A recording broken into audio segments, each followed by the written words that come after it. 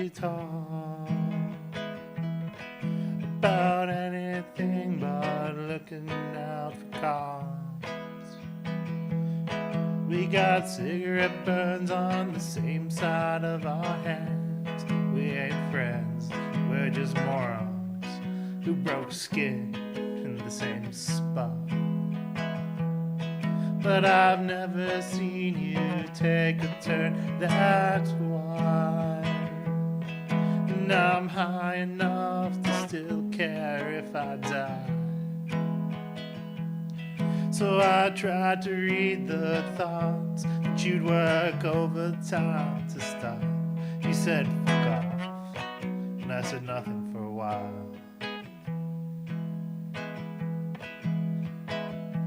You know I think about you all the time, and my deep misunderstanding of your life,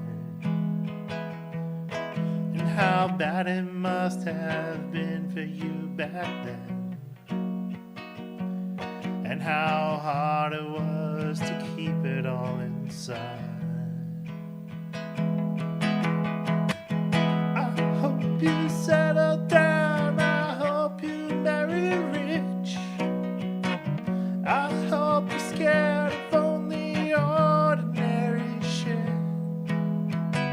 like murder, birds, and ghosts, and cancer on your skin, and not your soul, and what he might do with it.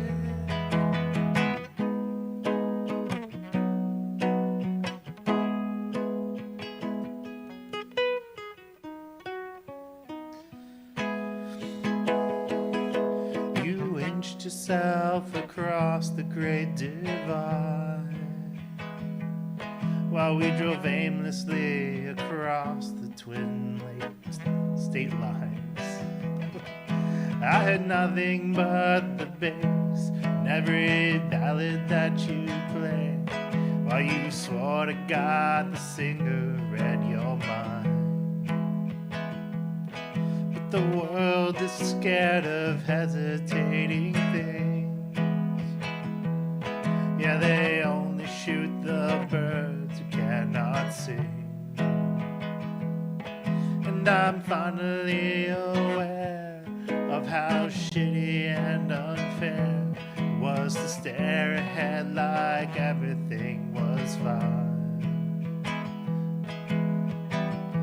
You know I think about you all the time,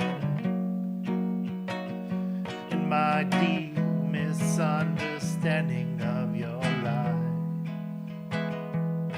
and how bad it must have been for you back then, how hard it was to keep it all inside. I hope you settle down, I hope you marry rich, I hope you're scared of only ordinary shit, like murderers and ghosts and cancer on your skin, and not your soul, and what he might do with it.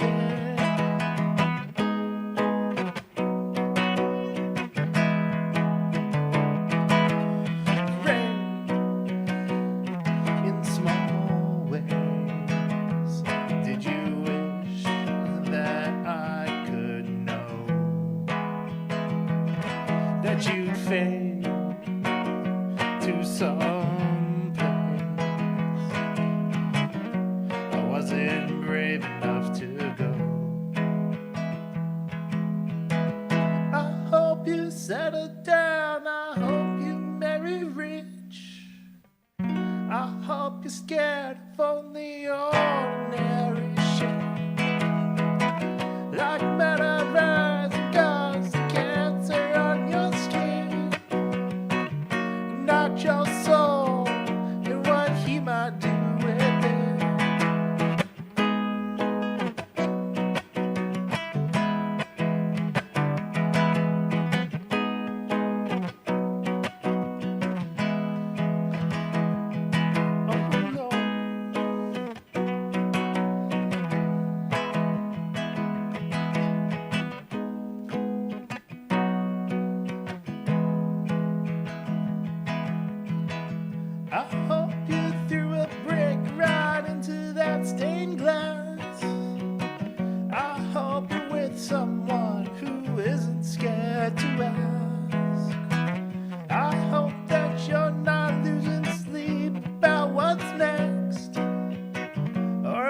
about your soul and what he might do with it.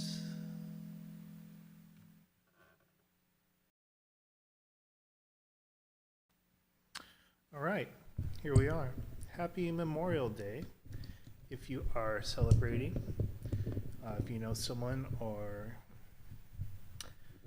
are connected to the armed forces in any way, hope you're, yeah, doing what you need to do to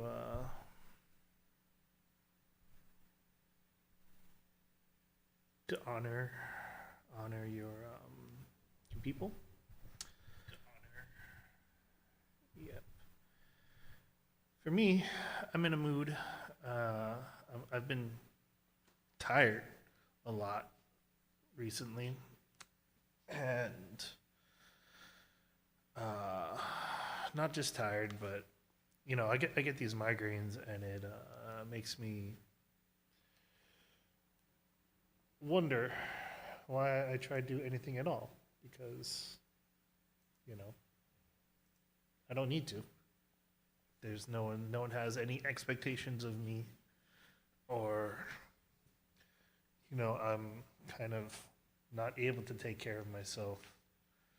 So I get help from my family,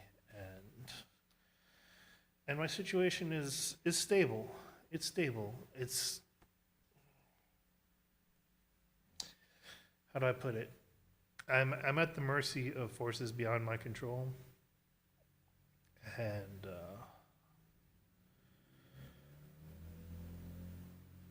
that's the whole story of my life. I have no control over this disease and discomfort that I experience. We're trying to fix that. I will sing for anyone if you want to make a request today. I am here to sing and to play ukulele. I got the ukulele. It's within arm's reach. But I've been having an issue with motivation, I guess. I've been wondering, not so much why I'm doing this, but I've been wanting to further refine the intent behind my actions. And so I figure instead of taking time off stream to kind of work it all out, I figure I'd just do it in public. Make it a matter of public record.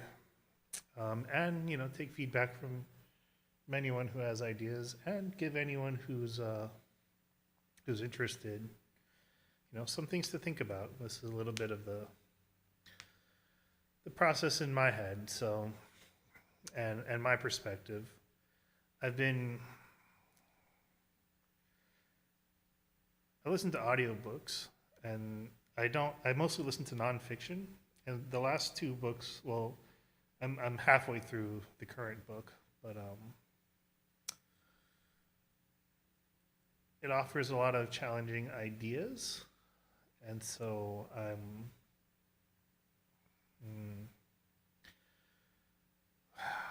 with a lot of time to stare at the ceiling, I have a lot of time to think and try to come to conclusions. And I don't like this. I have an unsettled feeling about this. I don't know. I don't have a strong purpose. Like, what's the question? What's the point? Is like, what is the central theme of what I'm trying to do here, right? It's, at first it was sort of, can I do it? Like, is it physically possible for me to sustain this amount of activity and energy and show up on time and just make it through the day? Like, is that a physical, is that an option even? Because I didn't know. I haven't been doing this. That's kind of where it started. And it's so far, I mean, I had a bunch of episodes last month that were not, that were, migraine episodes. And I've been kind of tired over the weekends and stuff. So it's,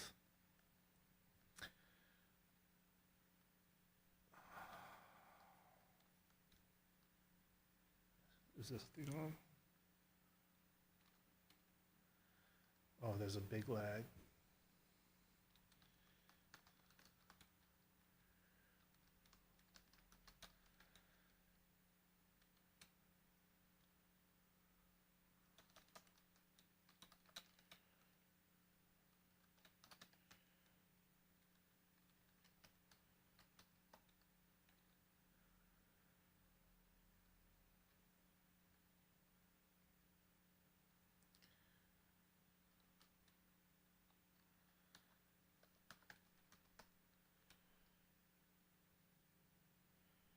Um,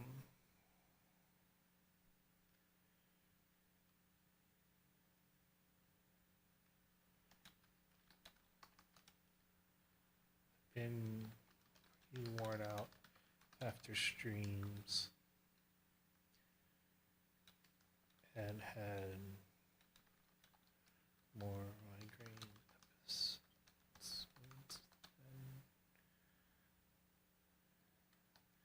than usual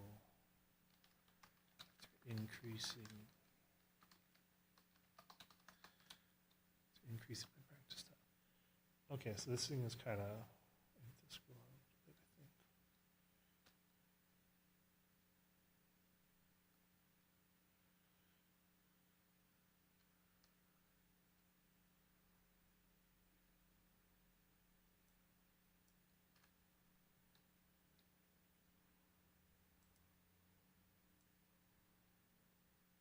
Oh, that's really covering my face though.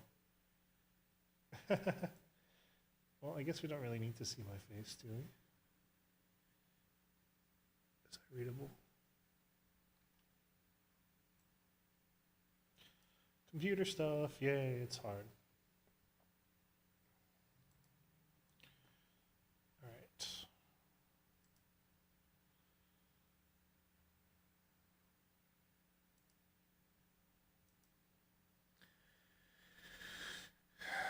It's mostly 10 more migraine episodes than usual after increasing practice time.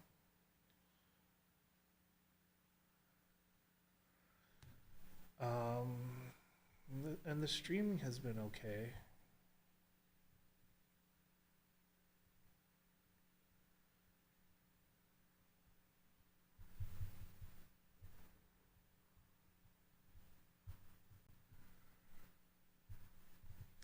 And that's what really happened was that I get these migraines and then I just have to sit here and think about, oh God,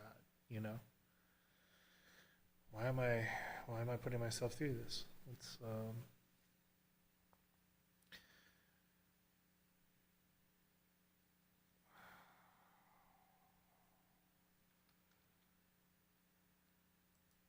but that seems mostly answered. So yes, I can do it, but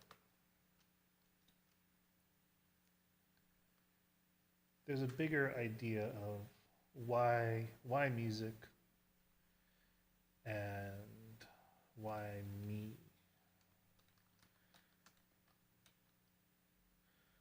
The ultimate goal is that last question is what do I want to say while I have your attention, right?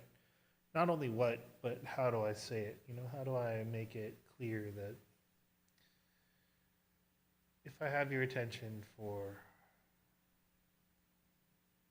15 minutes, what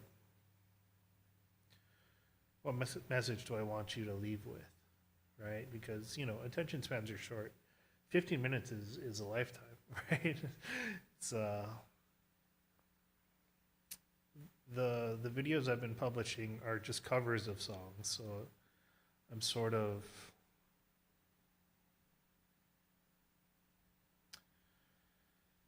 signaling what kind of music I like and what kind of perspective I have, right? It's kind of telling you what songs that I learn or that I like to sing, show you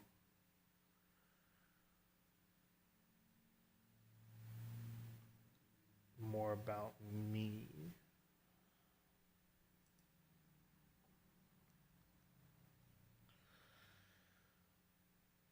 I'm not sure if that's relevant, but no, it is. The songs I like to sing. No, the songs I sing.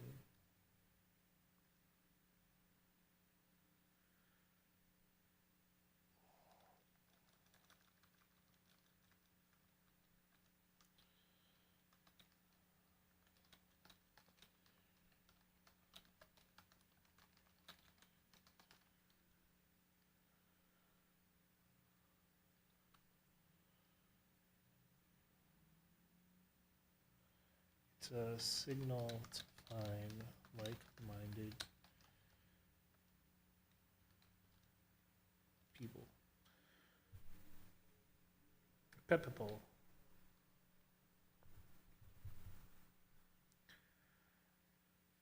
There's also a degree of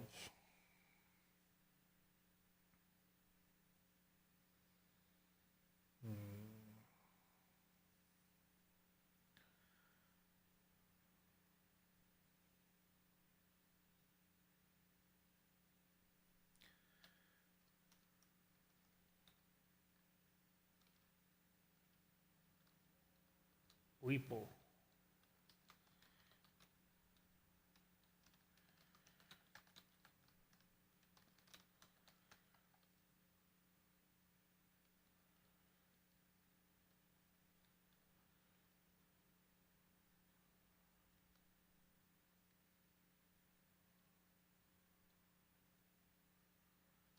And the foundation isn't quite right.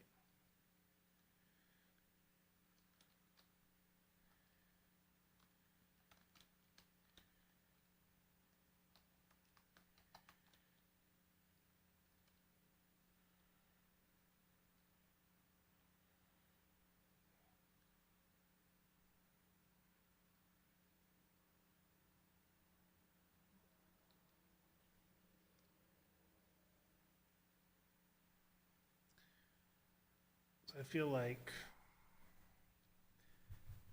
there's so many people who create original music, and then they're like, how do I get people to listen to this?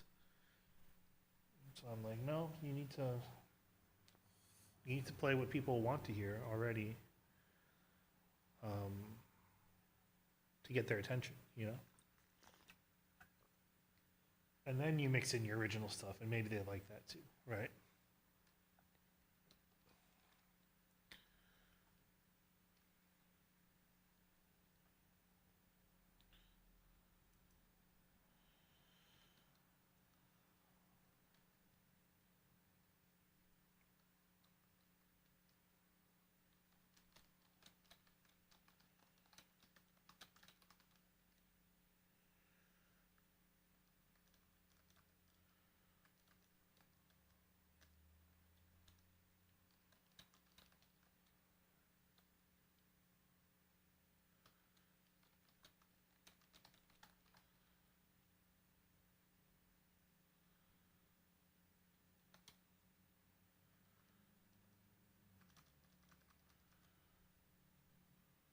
Popular songs. Learn how popular songs are built. Learn how songs are made and structured, organized.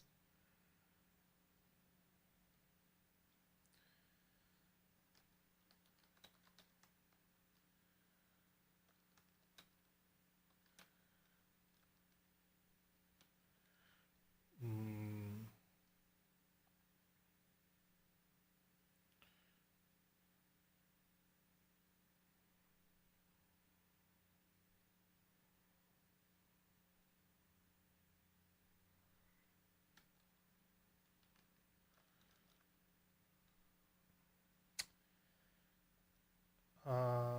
What's the right word for it? Intimately. It's like playing music teaches you how the song works. You know, learning a song how it works. There's like chord progression, song structure, melody.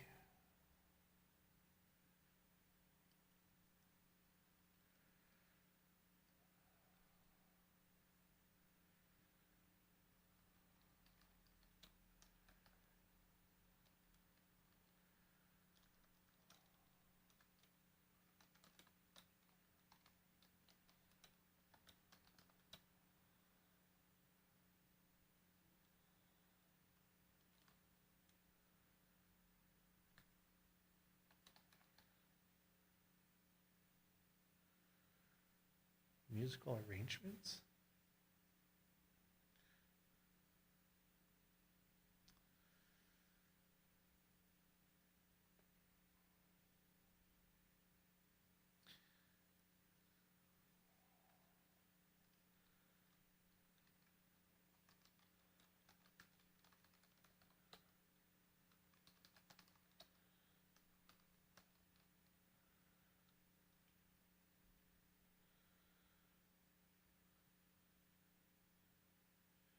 Why music? Why music?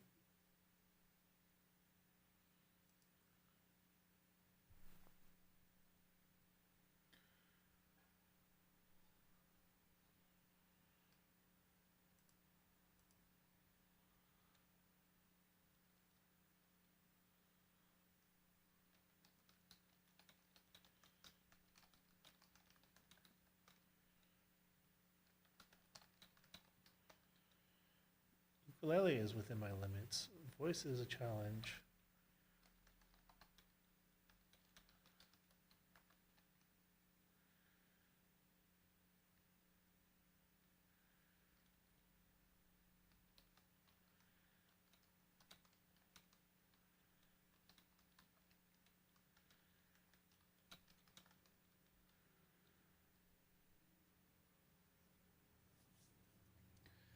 Why music? What is the point of music? Um,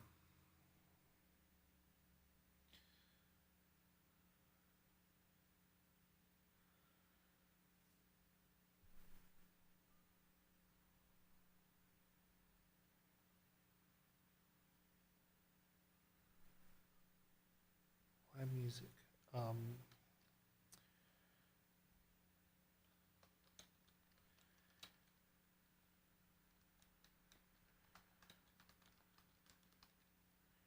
With other people.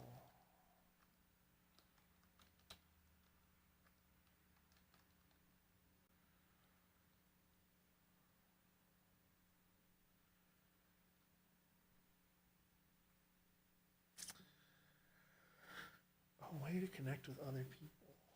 Is that, I guess that's why I'm doing this. I think that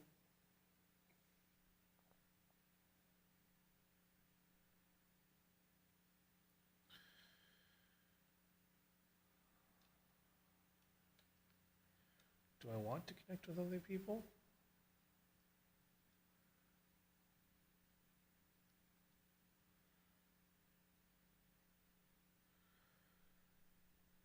I think before a way to connect with other people, it's a way to kill time. For me, mainly. I'm just.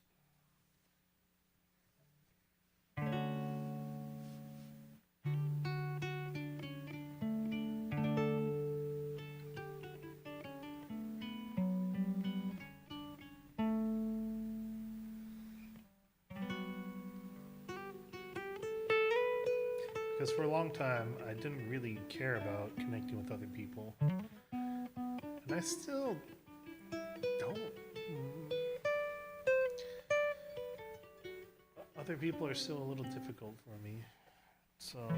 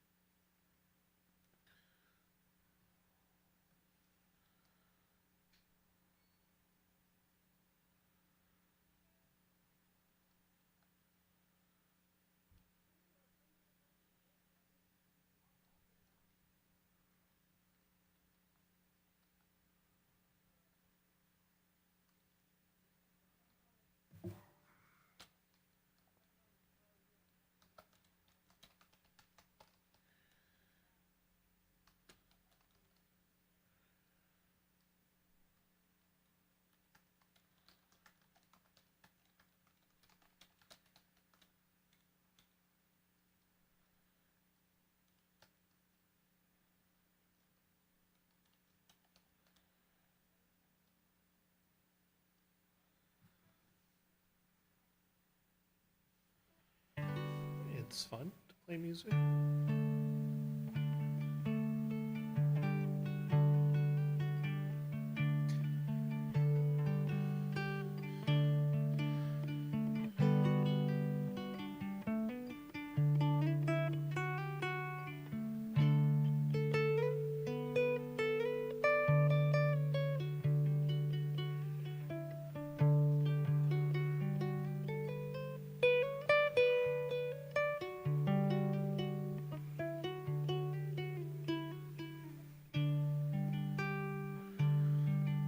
Why is it fun to play music?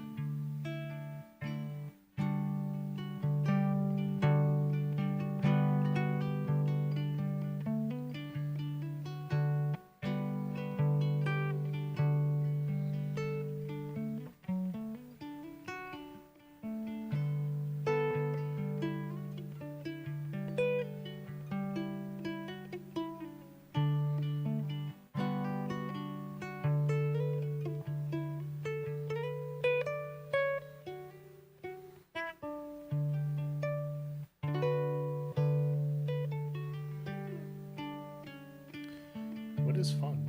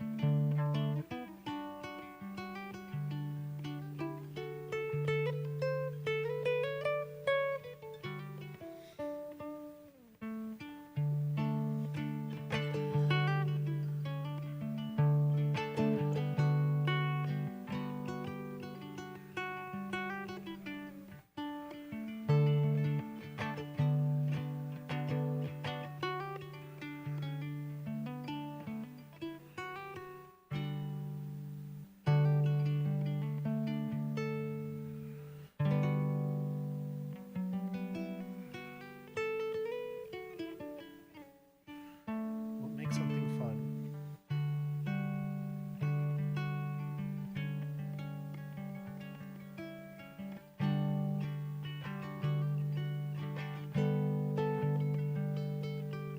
Why is it fun to move my fingers like this?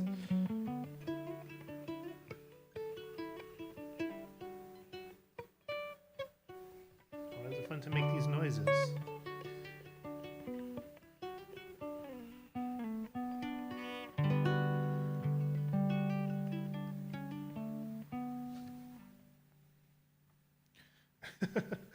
Oh, the questions. Questions. Never said I had all the answers.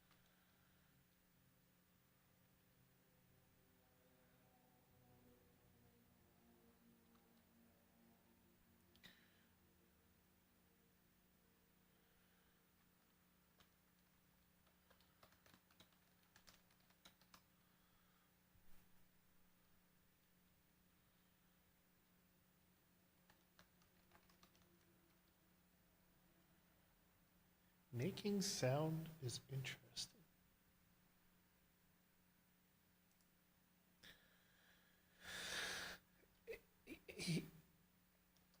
Is that why?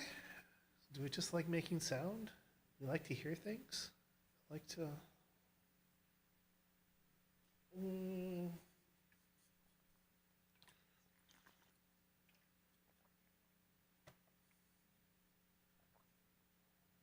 it's a form of escapism, I guess.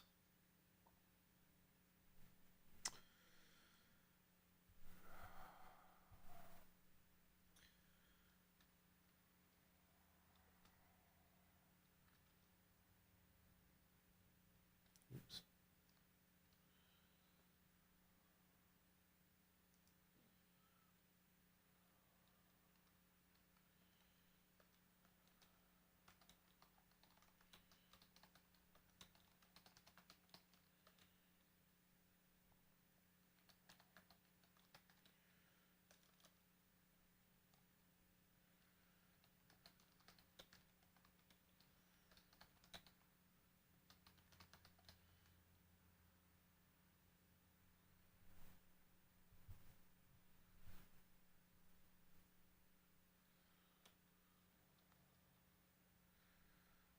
Um,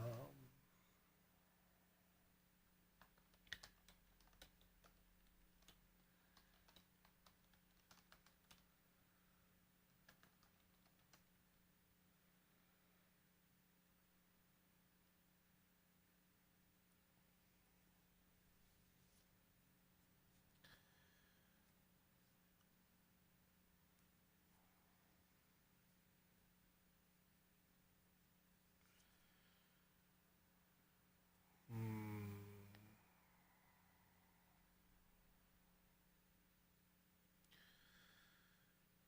Hmm.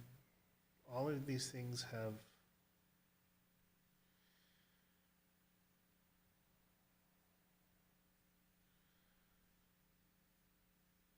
other points to it, like a way to kill time.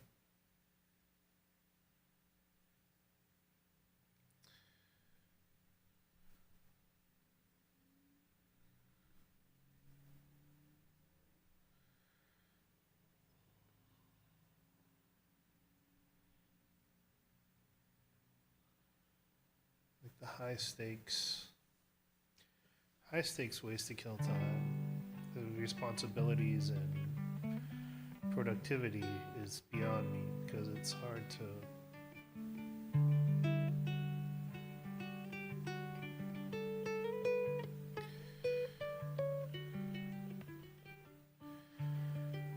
It's hard for me to do things that are productive for long periods of time. Like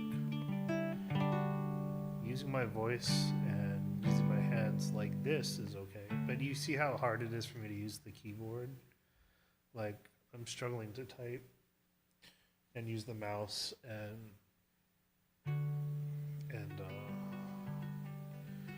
can't keep that up for very long. I think the reason why I'm singing too is because I can't look at my fretboard.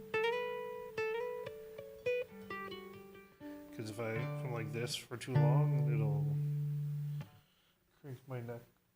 So,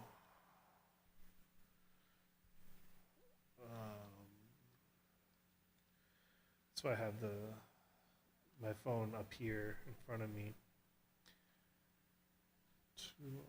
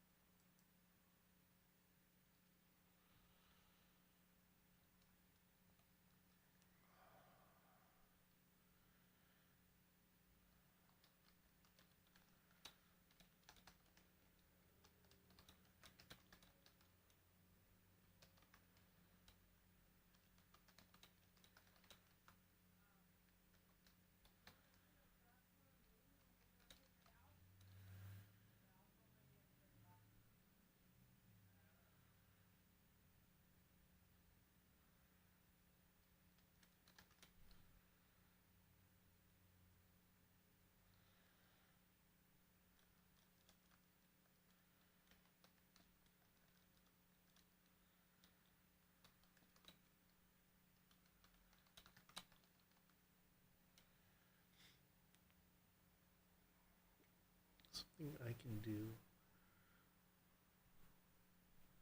something I enjoy.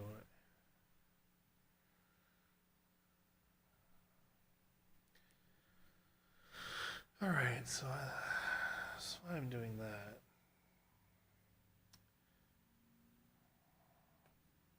But why am I streaming? Music? Music is different from streaming. I don't have a problem with why I'm doing music.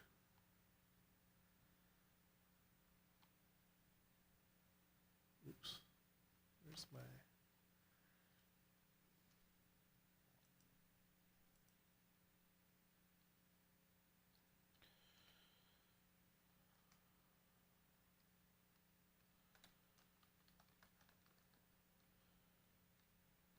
You know, the thing that happened is I keep getting these comments online on my videos like, why are you laying flat? Why are you... There's one guy in particular who was like,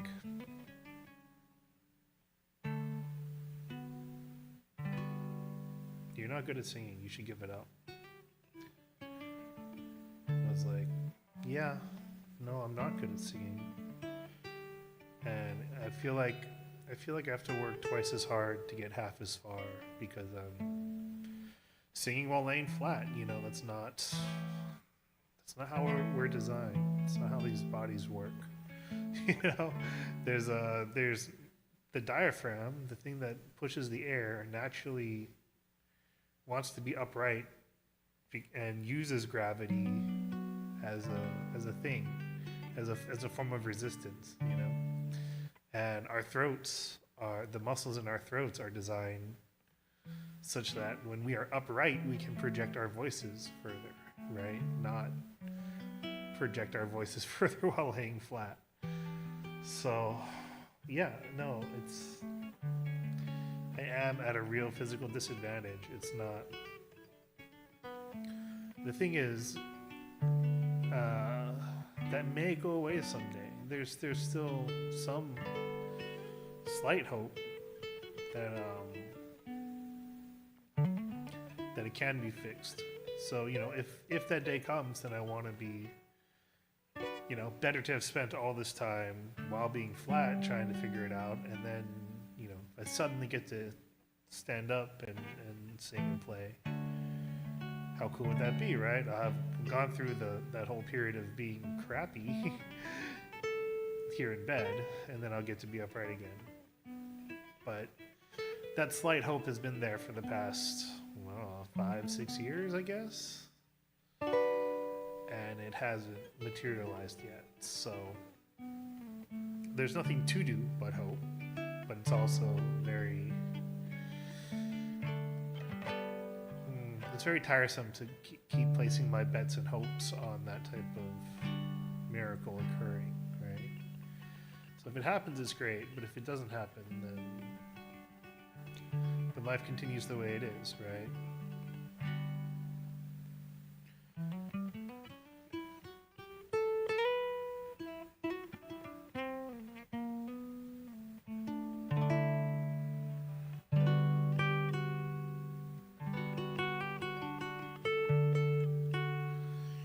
What am I trying to do?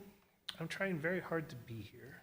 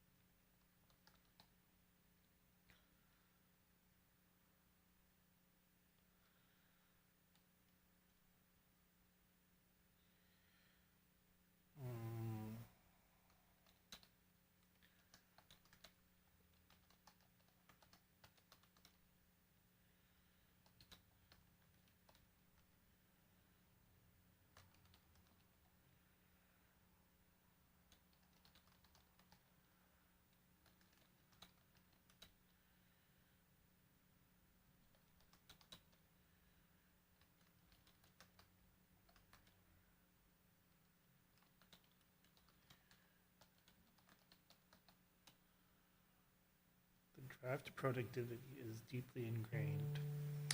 So the book I'm reading now is actually about that topic. It's Francis Fukuyama?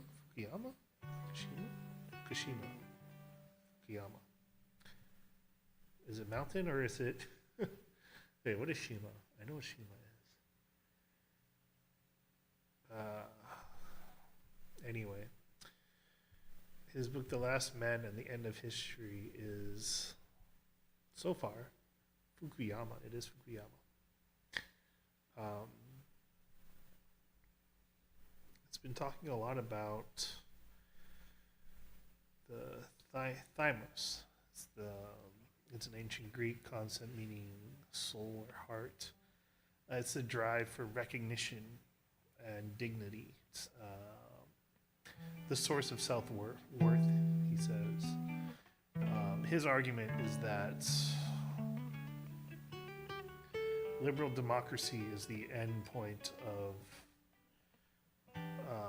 man's search for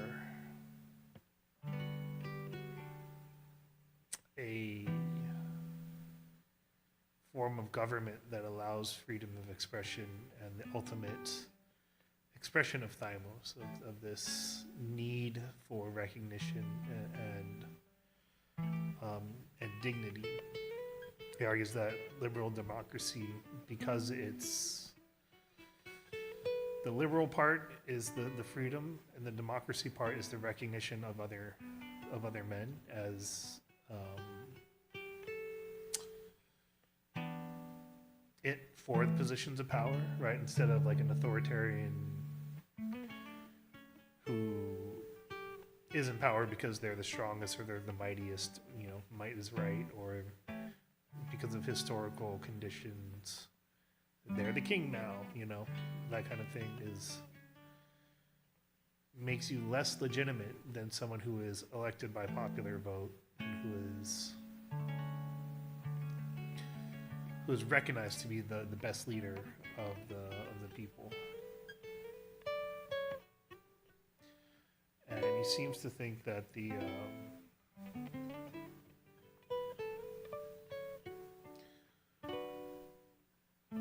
center of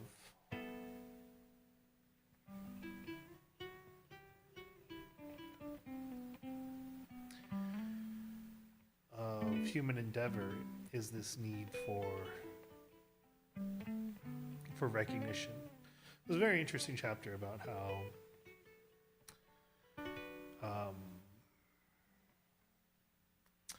fighting for survival, fighting for resources is a base animalistic thing that even the animals do that, where fighting over ideals and ideas and where for non-material reasons is a uniquely human activity.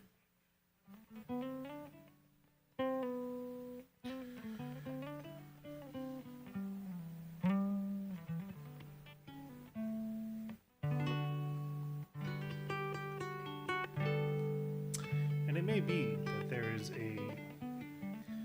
we are innately social creatures, and there may be something built into our hardware that craves the recognition of our peers and of people similar to us or near us.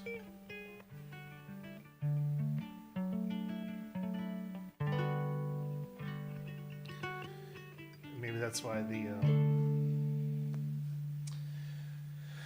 desire for friendship and community is so strong.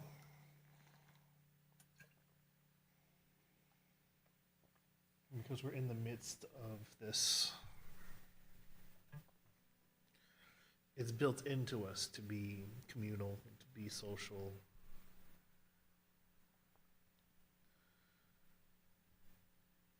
It's weird though, because I'm quite happy being alone. I don't really feel lonely. I kind of got over that.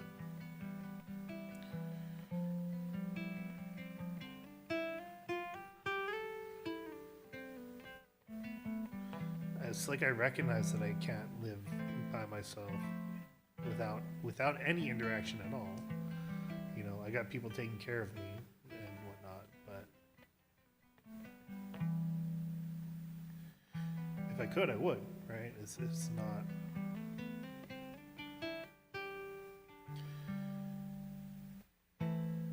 It's you know, there's some people who crave attention and want to be on stage and want to be the center of attention, and I'm not like that. I'm not like that.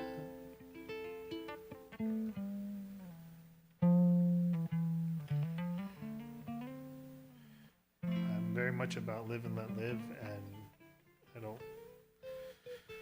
like to impose my views on others. And I also find it difficult to talk about my views with others because I've had such a long time to sit and think about what I think about. You know, why am I even exercise like this? I do this pretty regularly about why do I think what I think? Why am I doing what I'm doing? What is the what's the point? What's the point of it all?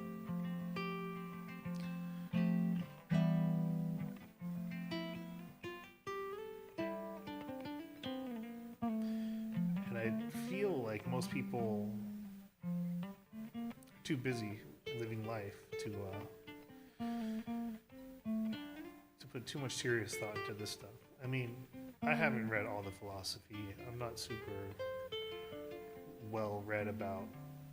Like, I recognize a lot of the names, but I haven't actually read Hobbes or Locke or Hegel or any of the proper philosophy stuff. But I kind of understand a sense of what they mean, and I kind of am settled in my own conviction about what it's all about and what we're doing here and what I'm doing. But this venture of streaming and being social is a new thing, kind of a new thing. Like, I'm okay with not being okay, and I'm okay with being alone. And I think part of it is I recently jumped on Facebook and Instagram again, and I don't like it. But I'm trying to find the motivation to do it because it seems to be the way.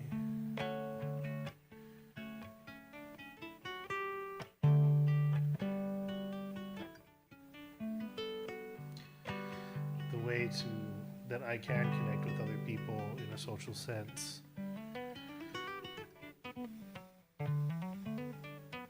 Without leaving my bedroom, right? You know, that's the problem, is I can't, you know, socialize like a normal person.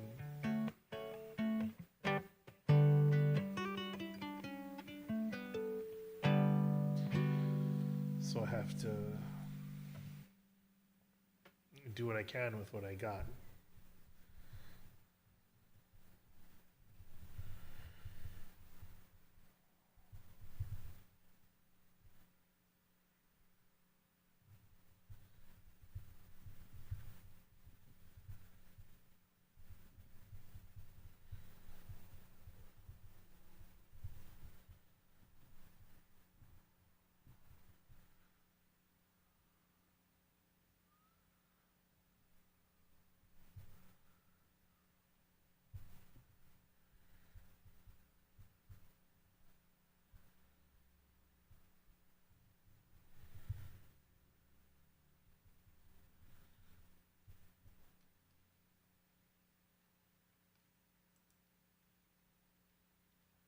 I can't keep my arms up like that for so long.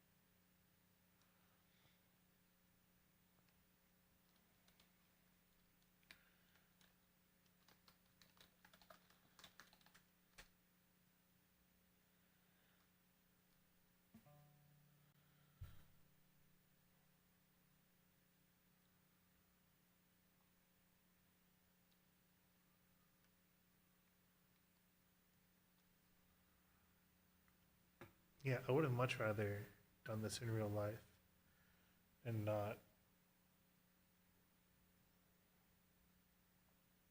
had to do it on camera, but that's not an option. So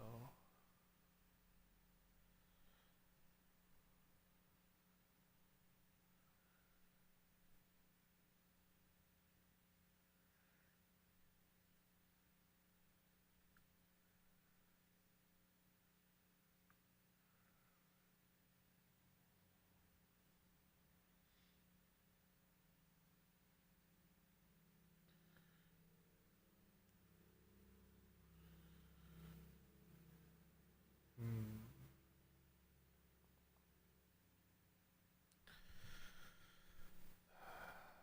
let's sing a song. Take a little break.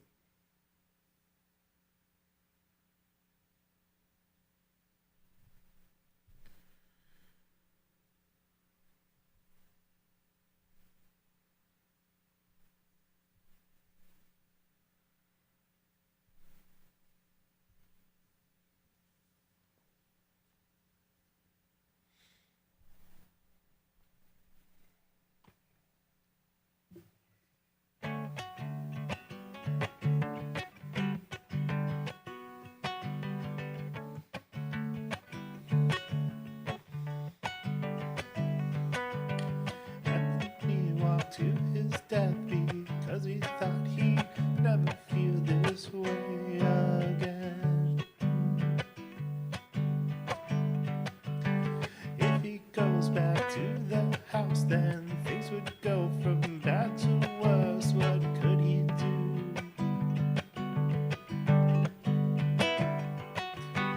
He wants to remember things exactly as he left them on that funny day.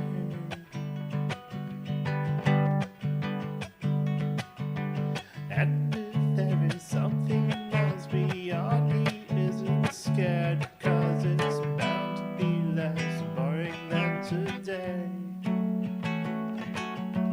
Bound to be less boring than tomorrow.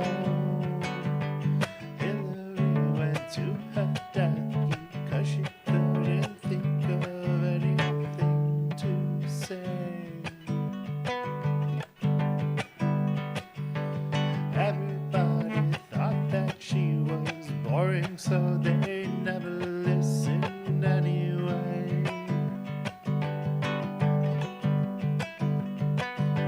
She was into this.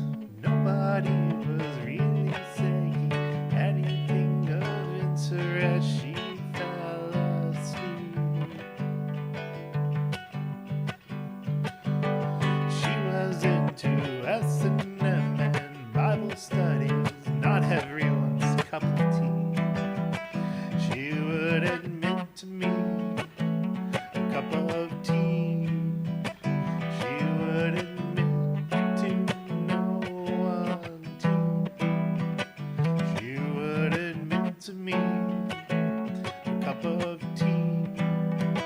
She would admit to no one.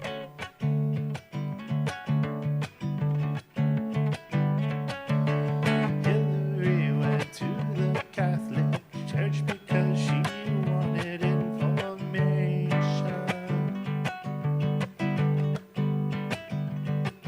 The vicar or whatever took her to one side and gave her confirmation.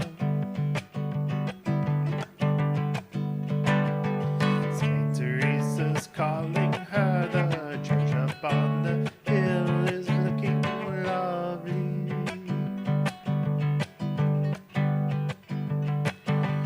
But it didn't interest. The only thing she wants to know is how and why and when and where to go. How and why and when and where to follow. How and why and when and where to go. How and why and when and where to follow. But if you're feeling sinister, go off and see a a minister. He'll try in vain to take away the pain of being a hopeless unbeliever.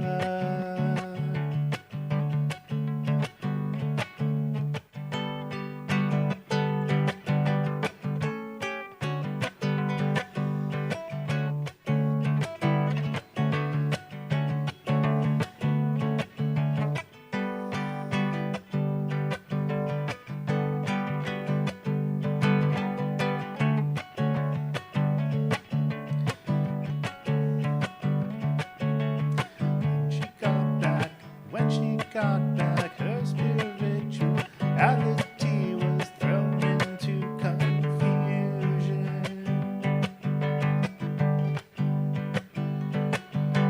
So she got a special deal on renting from the man at Rediffusion.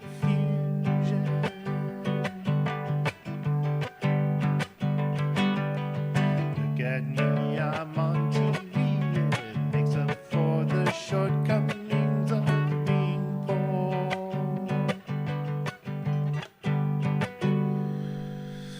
Now I'm in a million pieces, make up for deliberation by the people listening at home, by the people watching on the telly, by the people listening at home, by the people watching on the telly. But if you're feeling sinister, go off and see a minister. He'll try in vain to take away the pain of being a hopeless unbeliever.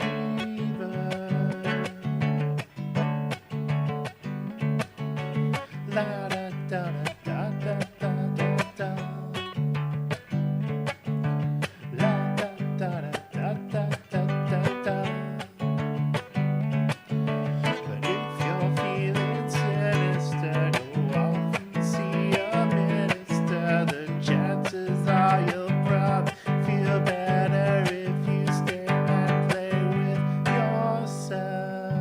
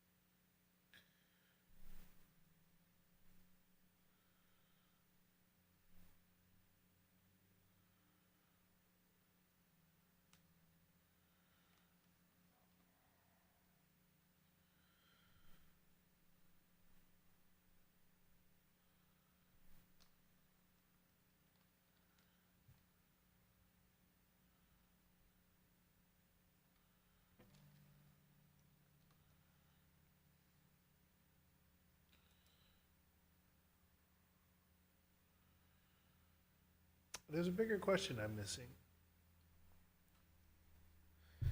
This is, why do I play music? But why should we play music at all?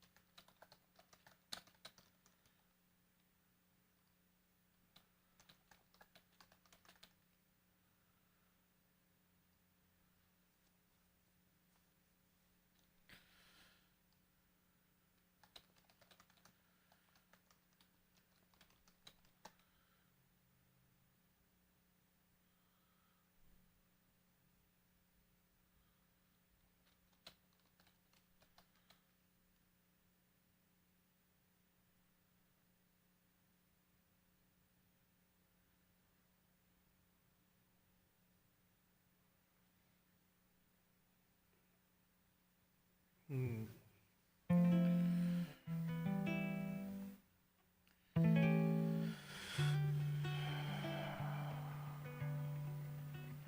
It's kind of annoying that my worldview doesn't give me an inherent mission to accomplish. I'm not trying to save the souls of the unbelievers. I don't want to make anyone's life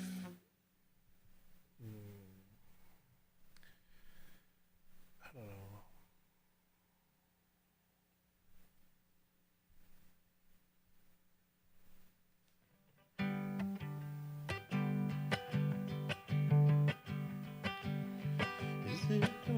Is it wicked?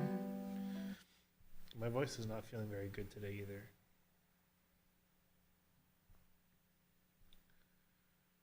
My brother caught a cold, and I feel like I might be getting a little bit of it. It's not good for a singer. Not good for singing.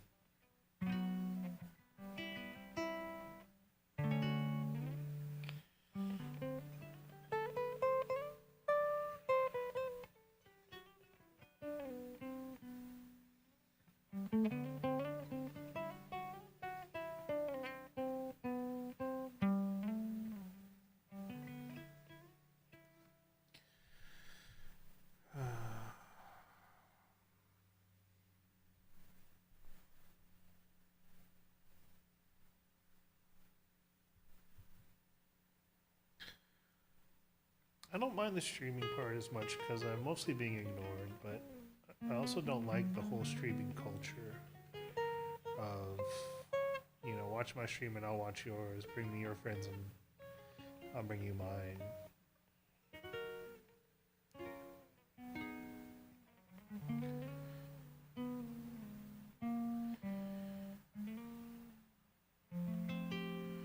Or throw money at me for recognition and support.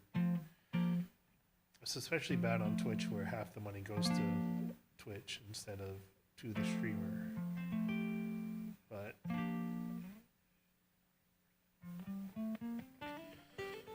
it's hard to argue against that vanity that comes with, oh, you just gave me 20 subs.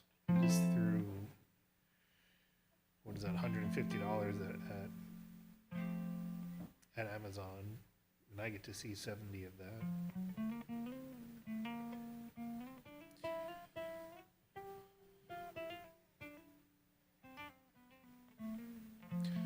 Is that all that a musician is? What's the point of being a musician these days?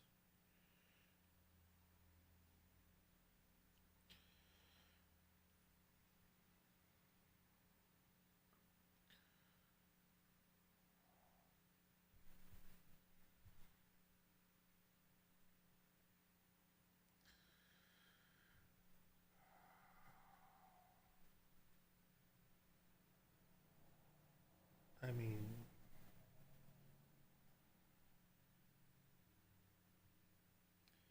if I had the body, I could dance on a pole, And there's nothing wrong with that. It's just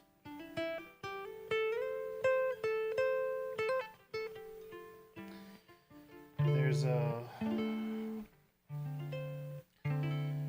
a freedom that you get from being debilitated and not expected to do anything.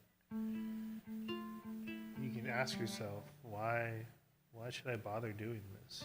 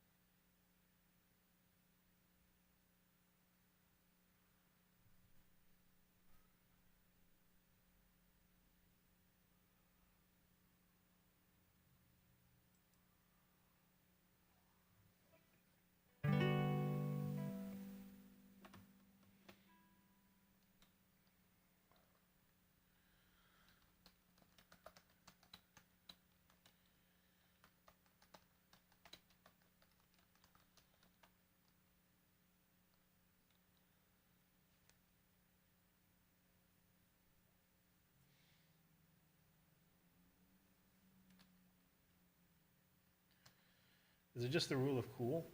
It's cool.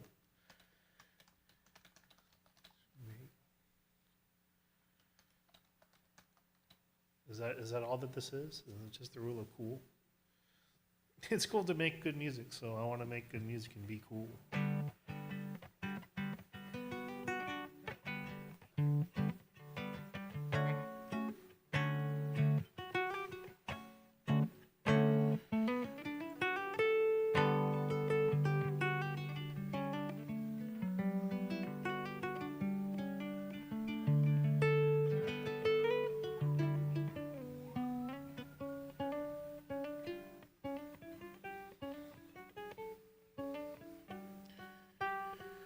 There was a line in I just watched Journal with Witch. It was a really good anime. It's pretty sad, but there was a line in it where she talks about how writing fiction for her was her refuge. It would be her escape or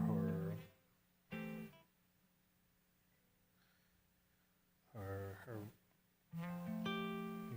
companion, I guess.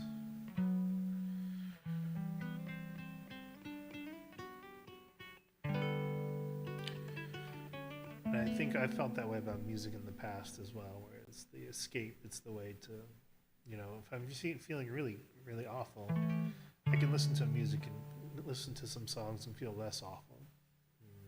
I like that, and I'm grateful for that kind of thing, right?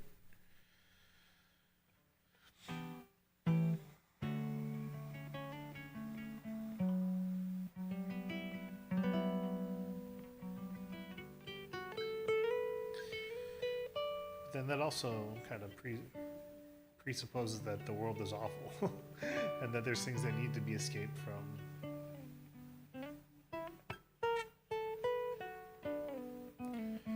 And if I'm trying to make music to be that escape, then it follows that the people who would appreciate that need that escape. Right, that life is that hard. They would want to find solace in music, and so then that positions me as a sort of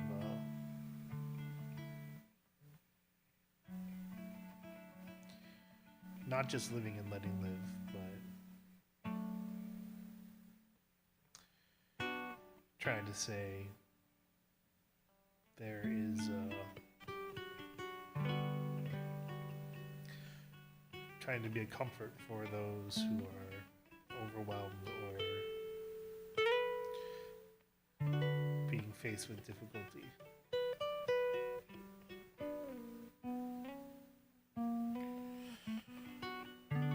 And it seems like there's a lot of people like that.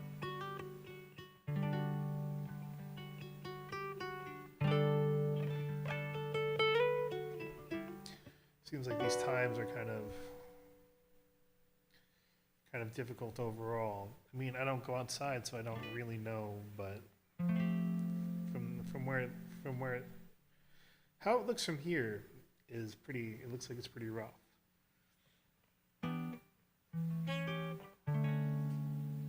But then you can see what you want to see, right?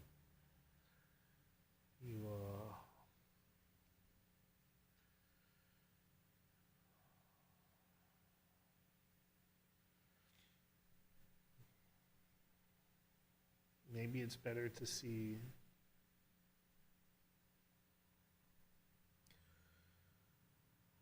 to aim for people who are happy and who are, just doing fine.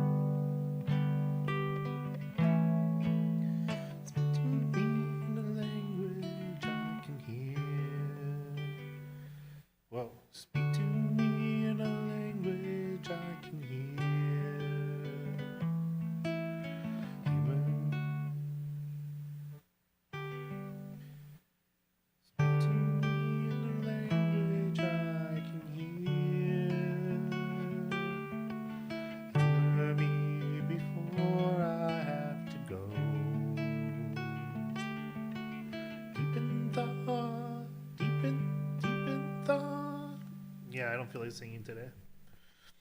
Maybe I just won't.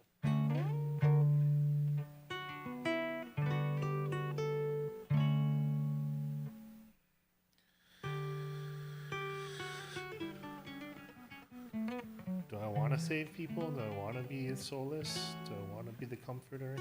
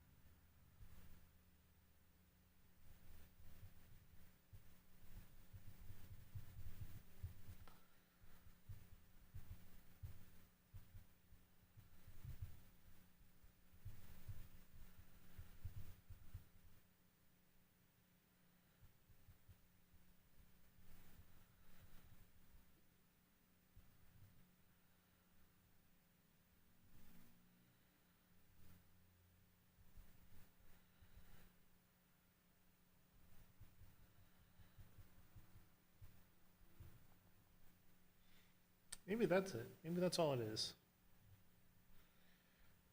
That's a good possibility.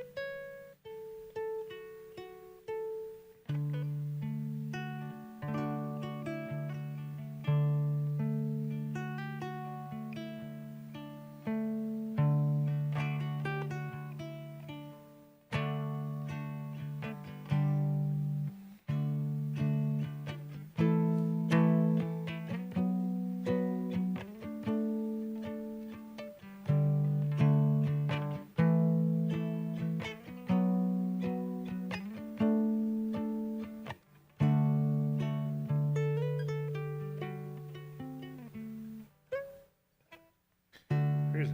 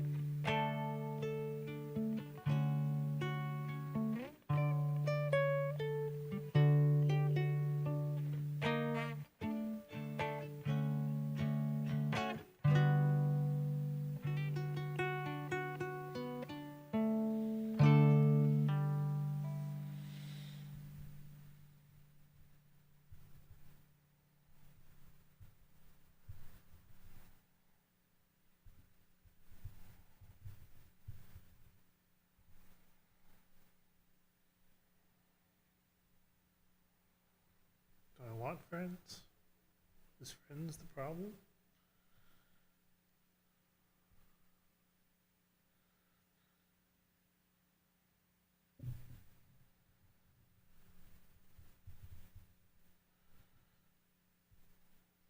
Is friends the issue? Is it an issue of...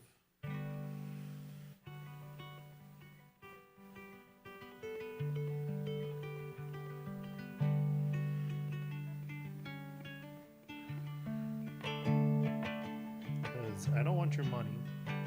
And I don't want to teach you anything. If you learn from me, that's cool. And I'll explain things if you ask. Have like a formal way that I learn things or a way that I can teach things, you know. I just kind of make it up as I go along.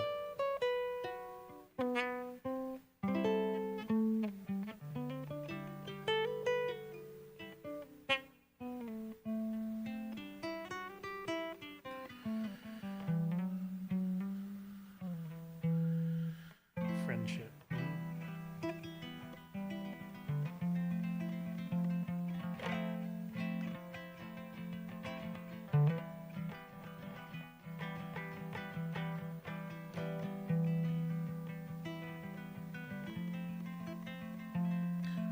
I don't want to say if I can do it, so can you, because I can do this because of my very unique situation, you know? Not everyone has 4 hours a day to kill doing nothing, playing music.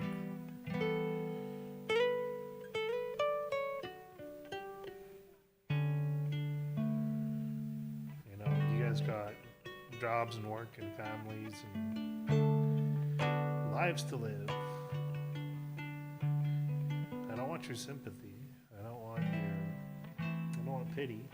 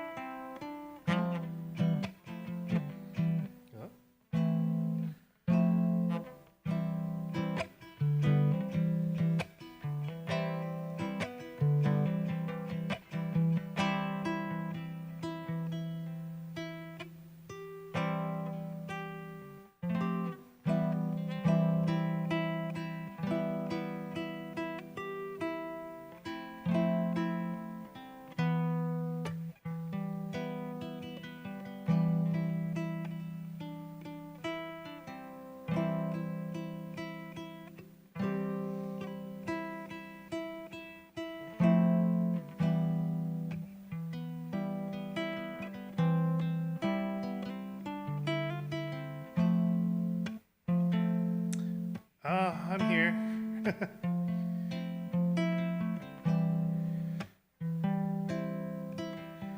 I'm trying to figure out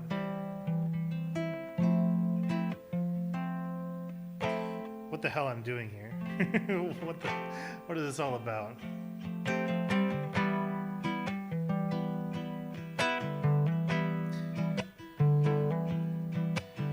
It's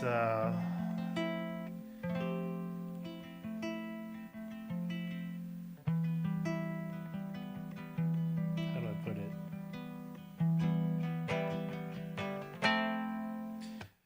I've been in a mood, I guess, just a mood.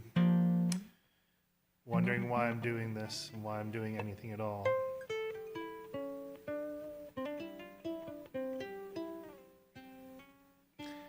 It's I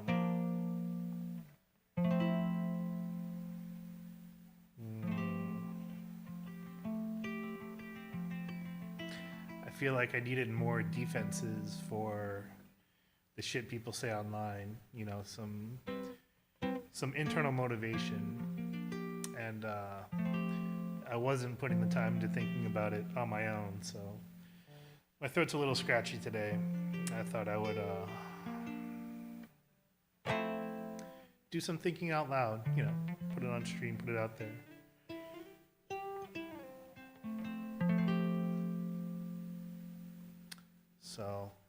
Yeah.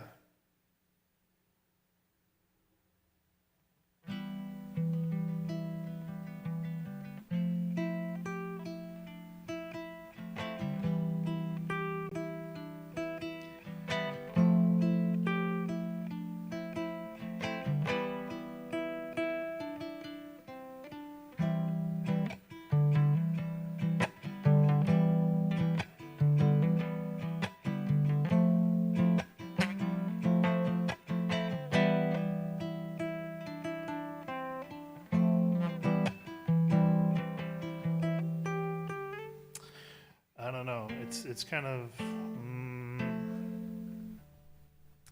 how do I put it?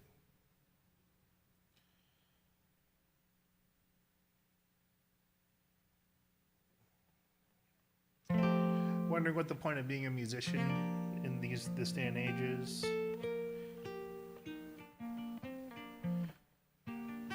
And in general, trying to fight against the impulse of needing to be productive.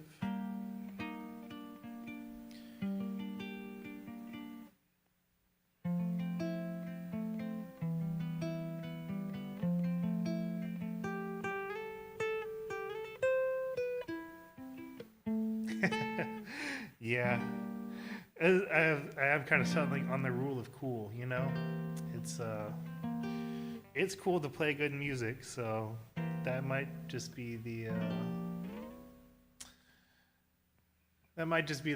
point.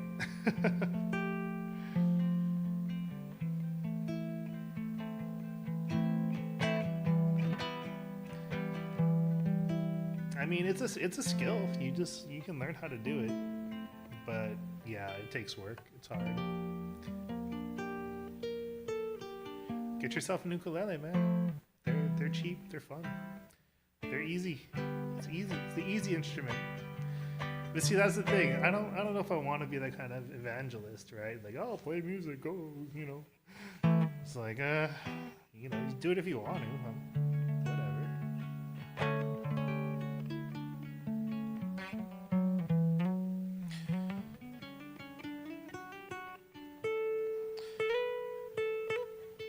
There's like no promise that you turn out like me. I'm only like this because I've got all day, every day to kill. You know, I got all the time in the world to play and practice. Dude, I can't play guitar. The 6 strings is too many. It hurts my head. I can't. The brain explodes.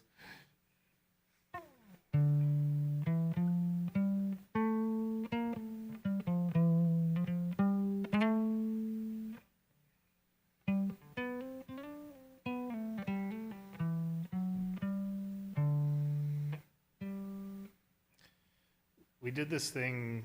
A guy on one of my ukulele discords had us do a unitar session where we took off every string but one string, and we spent like 2 weeks just playing one string. It was crazy training, but it really did help a lot. There was a lot you can do with one string.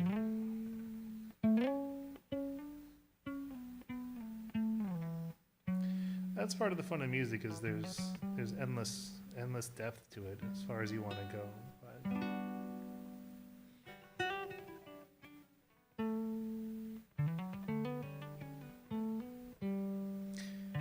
But it does take a special kind of person to just sit there with one string for a couple hours every day. Just be like.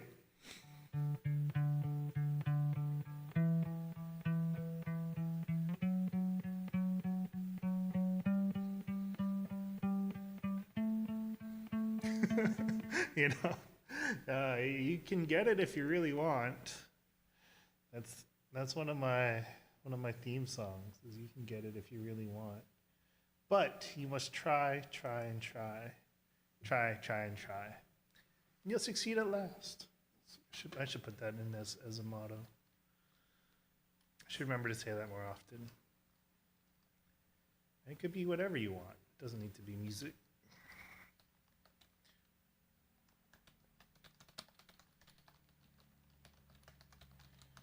I should make that into a shorter phrase.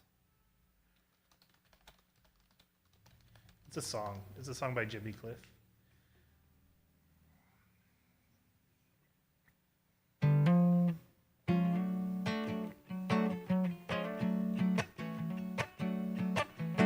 can get it if you really. I need to pull up the chords.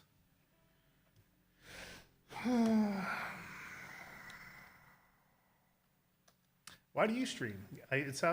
When I first started watching you, you seemed pretty reluctant about it. Like you didn't want to. You were like, I don't want to be a streamer. I'm not a streamer. But then you keep streaming. And here you are. You know. What's your goal with the whole project?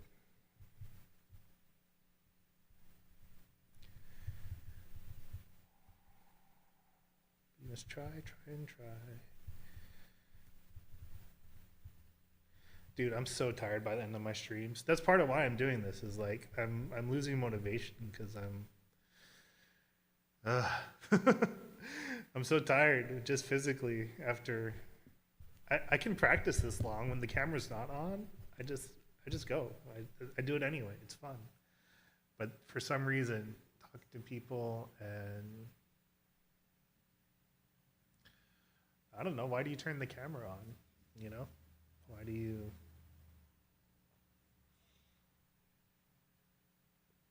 it seems like it's half just to hang out with people and have fun. Just cruise, I guess. But I mean, but why do you need to turn the camera on for that, right? Why can't you just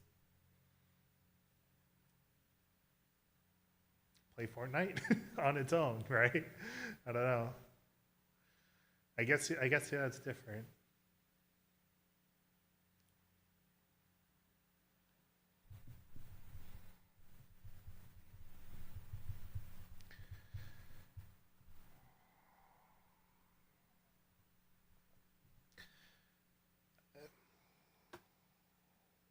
I don't like being so saccharine and sweet, though.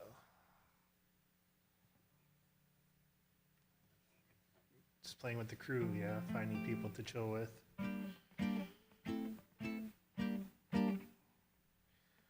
That's a cool vibe. I get, like, I never really watched streaming much before I started doing this. And even then, it was mostly music streamers because I wanted to see what music streamers were doing. But you and Batman and Lena are kind of the first video game streamers I watched a couple, what are those guys? VTubers. But they're kind of a different breed too. But it feels like watching you guys stream is like just like hanging out with you guys in your living room, and it's pretty cool. It's pretty fun.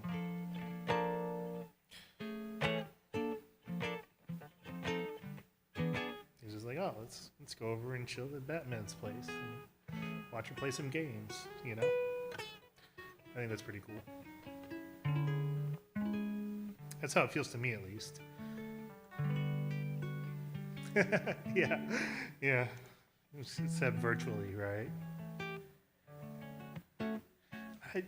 Honestly, I only went to people's houses to play video games. It was like, all right, let's boot up some Smash or Tekken or whatever. You know,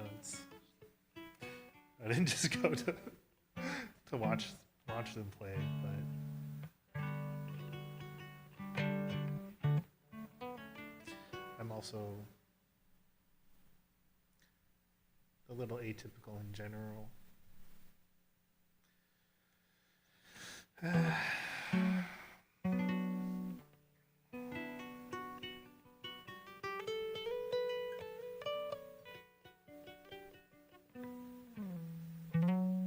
I'm also processing some stuff that I've read recently.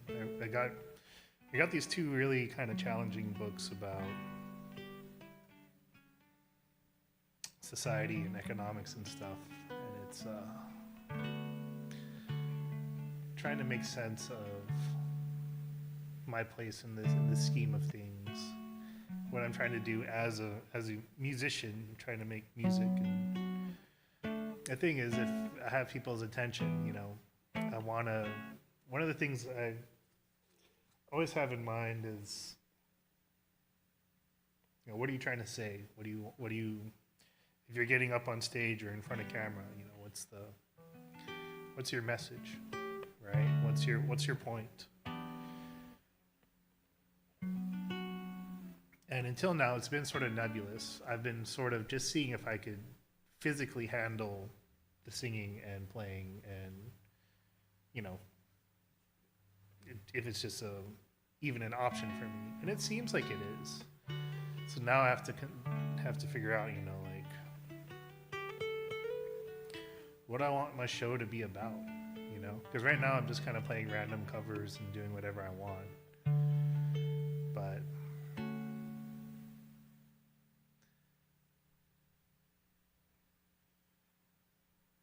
there's been several people just saying whatever on the social media platforms. It's like, I need more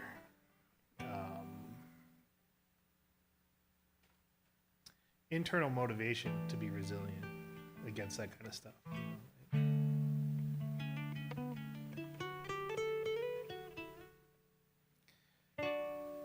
It's so annoying.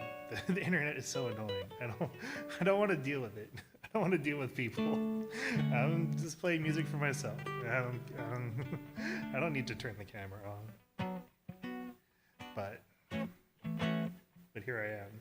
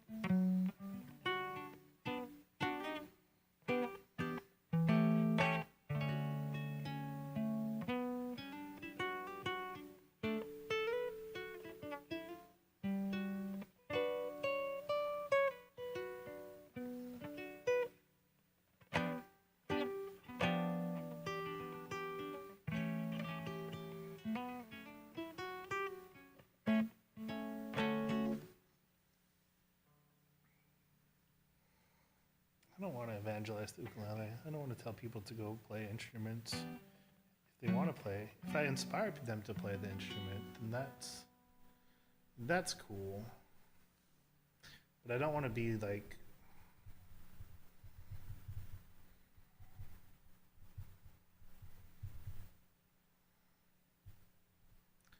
I don't want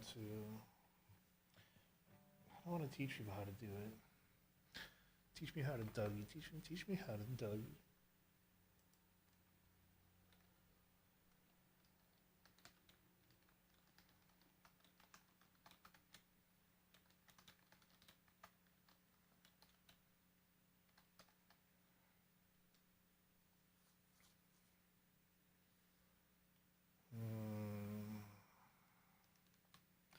There's something that I'm missing. There's something very important that I'm missing. But I'm not sure where it is. I'm not sure what it is.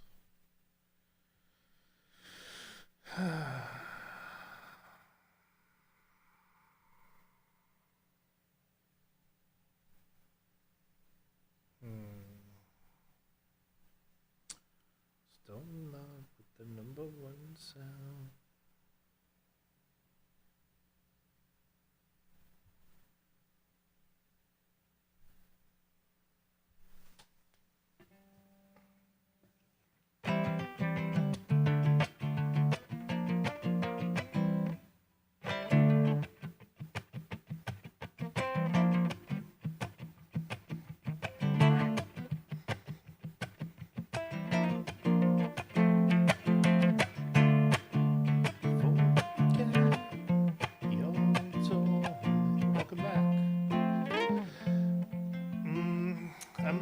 I'm there's something that's like on the tip of my tongue, but I can't quite figure out what it is. I'm not. I don't know. I don't know. There's like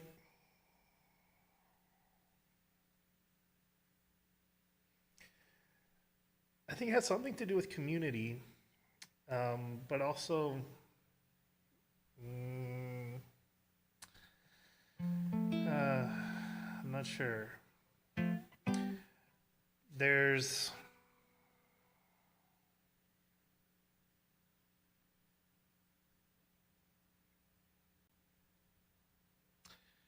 there's a thing that happens in the music world back when I was playing in a rock band in my college days, where it'd be like, oh, let's put on a show together.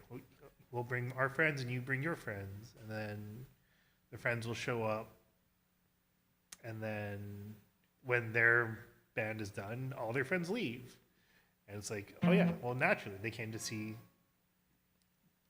the people you know. But it was a very like mm, transactional relationship. You know, it's not like they're not like really interested in going beyond what they really know.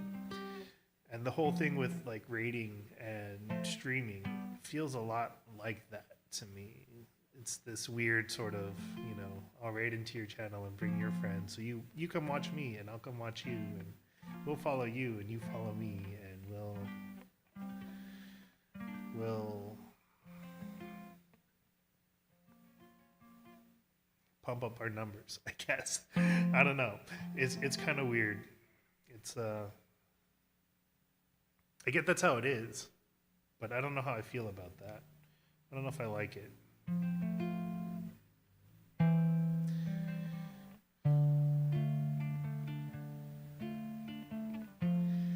It's yeah, but there's this like transactional nature to it, you know? It's mm, like but it works, you know. It's sort of like I started watching you and Lena because I like watching you and Lena. I'm not there because I want you guys to rate me or anything like that. You know, I just it's genuinely entertaining. You know, but it's like you gotta do that so you get the few people who you do click with. But then that's still the whole process of I don't know. I'm still not really comfortable with rating into other people's channels and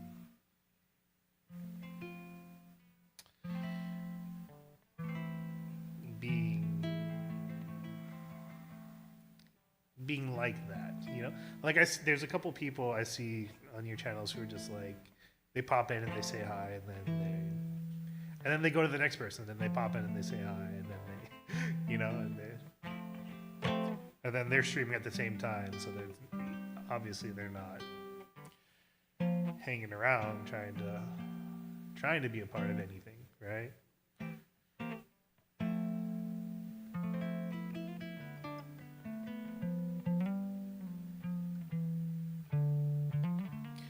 But I get it. Everyone's got their things to do, right? And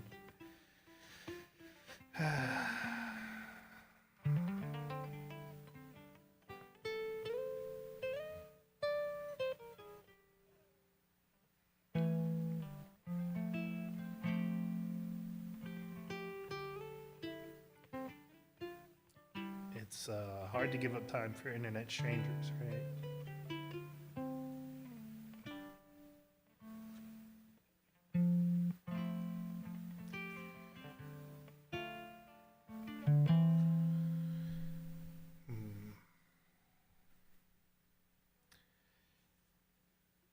But I just don't have that. It's not like it's a bad thing. It's just something that I don't have, you know? Like I envy how outgoing Batman Goddess is. She's just like, "Hey, sure, come chill. Let's have some fun." doesn't even, she doesn't seem to worry about it at all. She's enjoys the networking in that way, right? No, I'll just sit quietly in my corner and play my ukulele. I don't know. That's probably a problem, but I feel like if I have the right idea in my head, that's maybe I'll be able to get over that. But it's still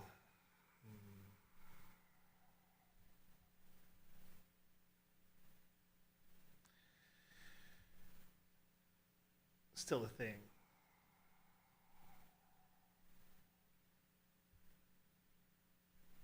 Yeah, some people are just like that, right? And it's cool. It's cool.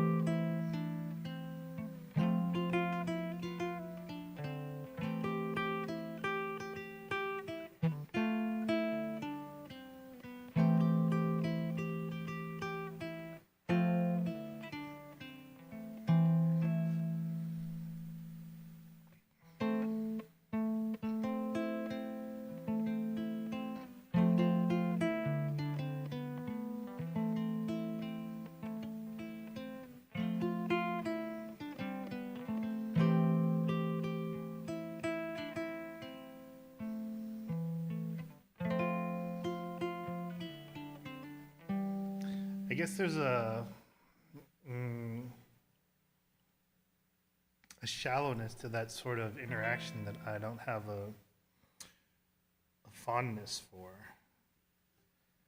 But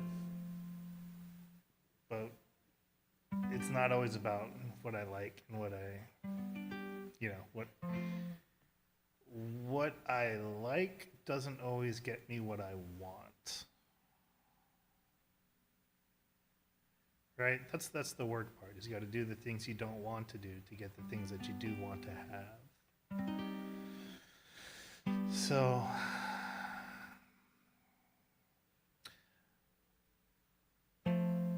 I guess I want people to hear me play music. I guess. Why do I want that?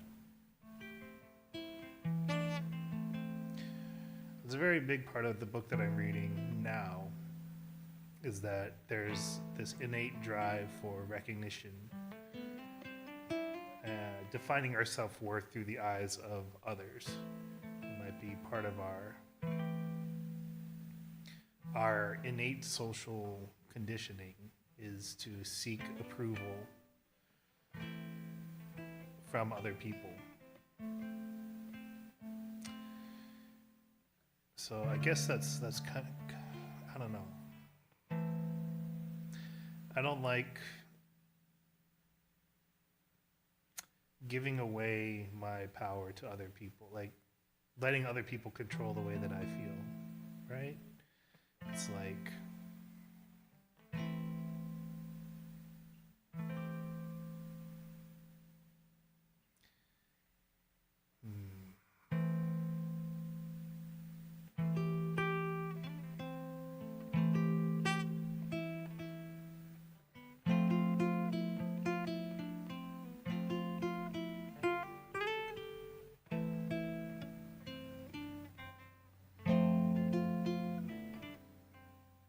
right? How do I say it more? Yeah, clearly. It's like I play music because I like to play music and not because I like other people acknowledging that I play music, right? It, it's and I like it that way. I like not needing the approval of others to be satisfied with what I'm doing.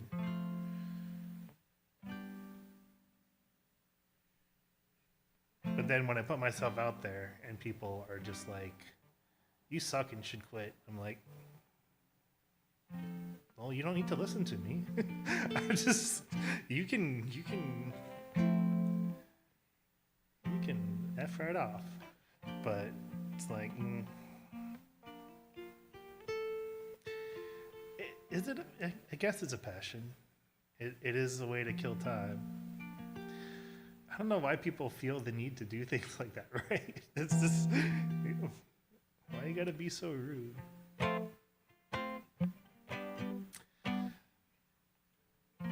It is a passion, but it's also kind of just a way to kill time. It's like, it's what I can do with in my situation, right?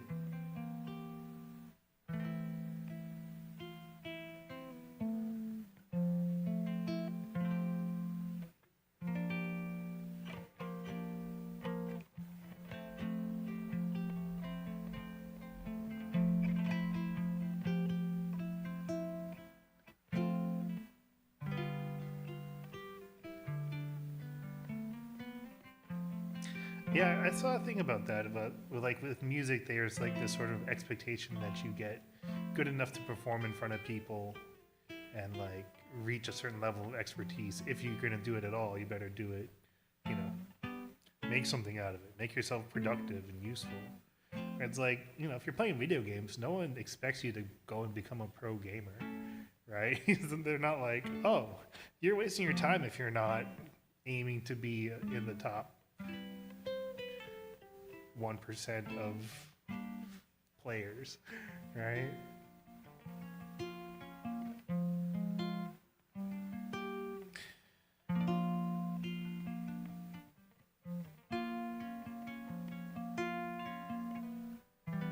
But there is that sort of aspect of, you know, music could be a thing that I could do as, there's a little hint of, if I'm ever to be able to be upright again, I would like to be able to play music in front of people. You know, maybe not as my sole source of income, but I used to go out with, I had an uncle who played guitar at one of the restaurants nearby. You know, I'm in Hawaii, so we got the tourist trap restaurants, and I'd play drums with him, and it was so much fun. We'd just go out, hang out, and jam for a couple hours.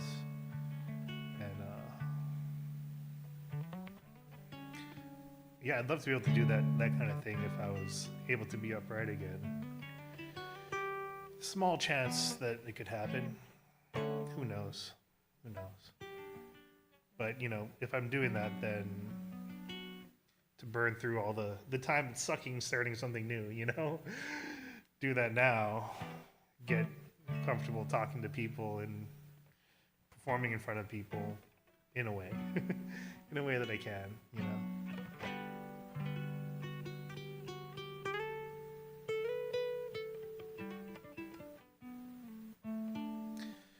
Really got to learn how to do solos more.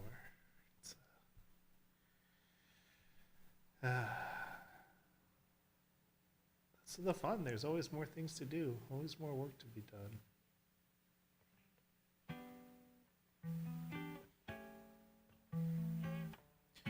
But yeah, I hate the war for attention. I hate like trying to compete and sort of, you know, before I started all this, I wasn't on social media at all, just because I didn't like seeing normal people doing normal people things. It made me angry. It still kind of makes me angry, but I'm a little bit better about it these days. But man, that addiction to seeing your follower count rise and, you know, those alerts, it's super annoying. You can't help but look out for them. You gotta respond. You gotta see the little red bell light up, man. That's what it's all about. I hate it. If only playing music was just about playing music, you know? It is scary at first. You just gotta, you know, I was a drummer before, so I was always hanging out in the back of the stage, not up front, not singing, not my face in front of the crowd, you know. So yeah, this is a kind of a new experience, and that's part of why I'm doing it, is to desensitize myself to letting other people hear the music that I'm making. It's so it's a lot easier for me to just not participate instead of, like, you think something is going to do well and then it doesn't do anything. You think something's not going to do well and you just like throw it up anyway and then it does great. You're like, come on, really?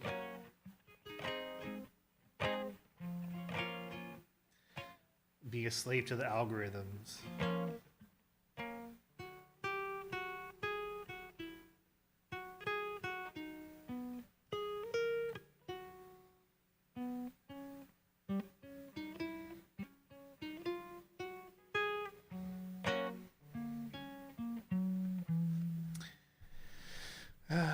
That's part of why I'm doing this too, is to get the motivation to keep trying, keep pushing.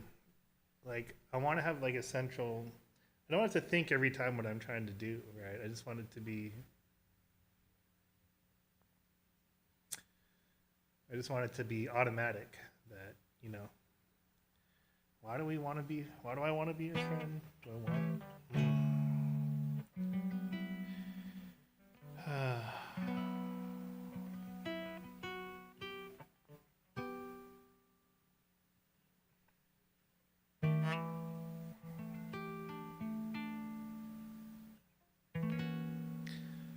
I want to say life sucks and then you die, so get over it. But that's kind of, you know what? Let me put that on there and see how that feels. Let me sit with that for a little bit. I don't know. That seems a little too negative.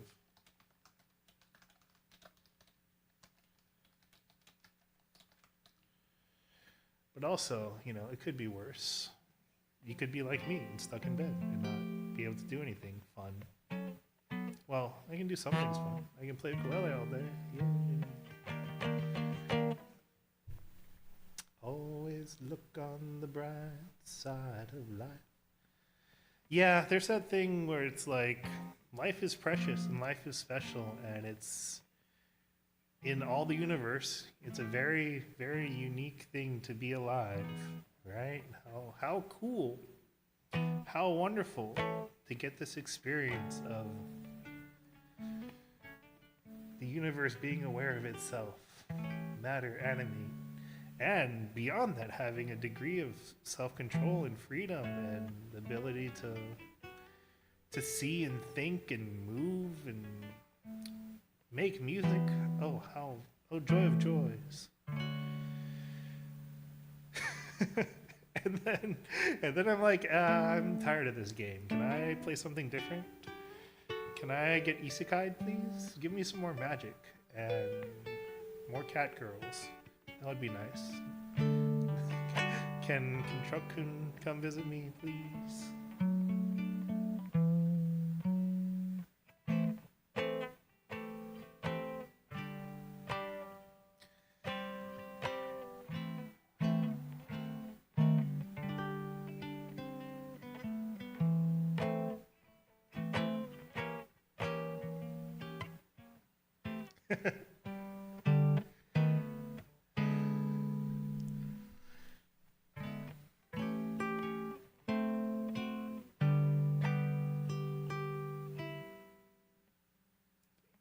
You might.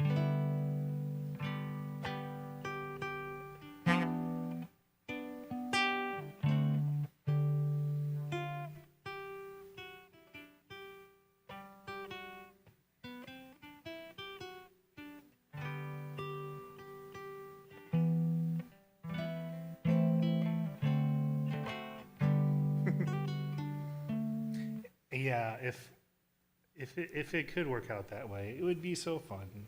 But alas, I don't think that's how it works. I don't think we get to be reincarnated as a slime or anything fun like that. No? No, it's just you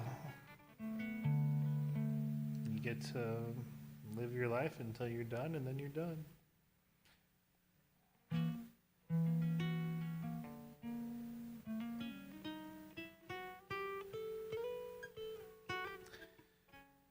Yeah, there's a part of me that wants to write an isekai story because I can't wait for the new animes. That it takes so long. It takes so long. So why not write out my own fantasy? But that is one of the ideas. We'll see if I keep pursuing it or not.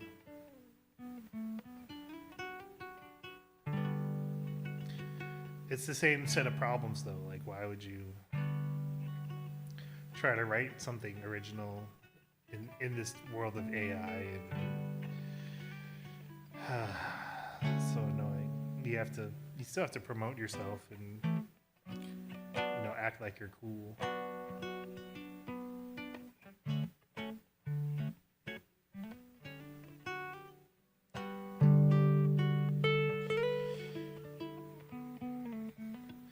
I mean, yeah, no. The real world is pretty cool if you think about it and if you look at it and if you try to really engage. There is a lot of really interesting stuff going on. It's just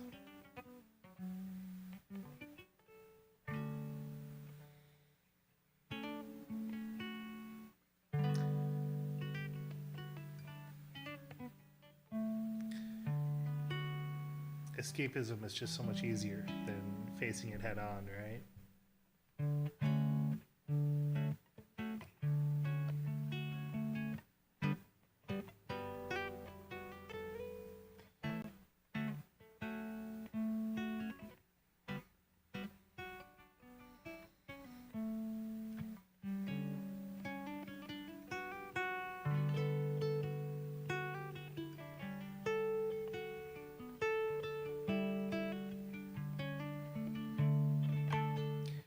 It's kind of weird being disabled in the way that I am too. It's like I don't really want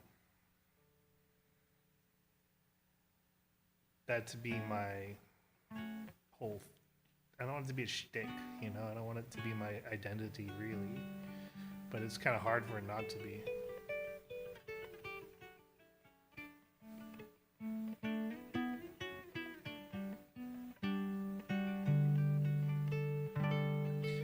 I wonder if it makes people feel uncomfortable.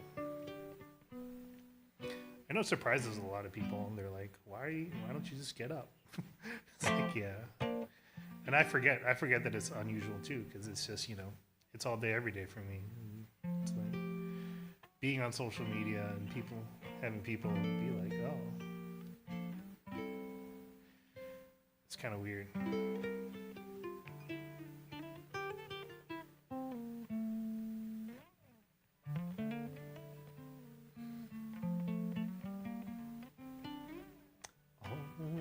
Look on the bright side of life. Do do do do do do do. Always look on the bright side of life. Ba da ba da ba da ba da. If life seems jolly rotten, there's something you've forgotten. It's to dance and laugh and smile and dance and sing. When you're feeling in the dumps, don't be silly chumps. Just purse your lips and whistle, that's the thing. I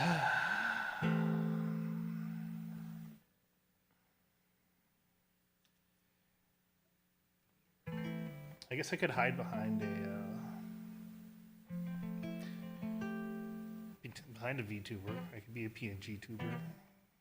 Although I don't think I could handle piloting an avatar properly with all the animation stuff that they do.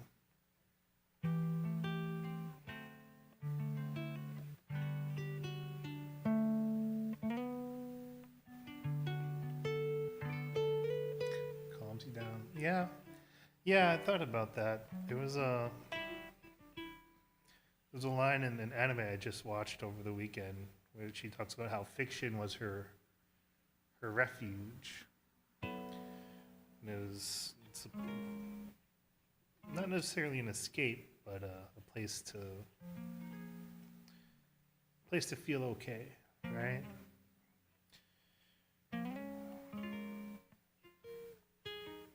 And I've felt that way about music as well.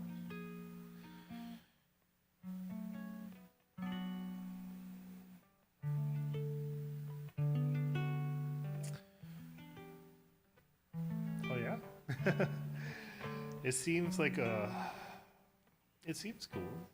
I don't know. It seems like a lot of work to set up, and using computers is kind of hard for me. I don't know if you noticed. I got my keyboard like on my lap down here. It's like I gotta like kind of feel around for my keys every time I want to start typing. So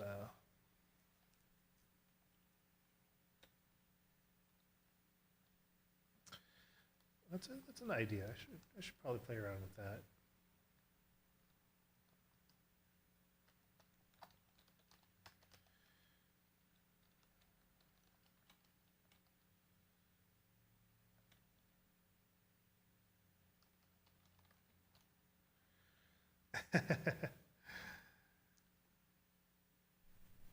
Yeah, I used to be a very proficient at using the computer. So it's sort of like super frustrating that it's so hard to do now. But do what I can. Gotta do what I can with what you got.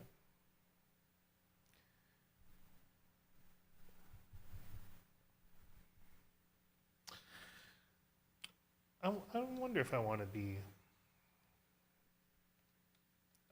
that sort of refuge and escapism type of thing. Be like, don't worry, play ukulele, you know?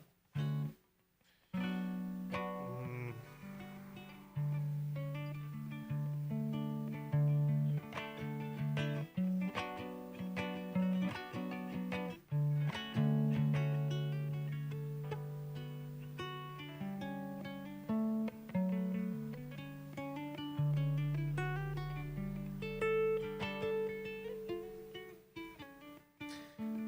there's an idea that it's good to start with the end in mind. And I'm having a really hard time picturing what's the end result of my interaction with people looks like, you know?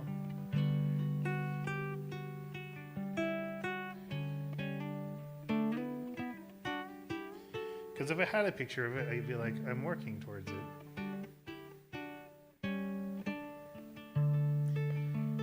Yeah, sucking is the first step to being sort of good at something, right?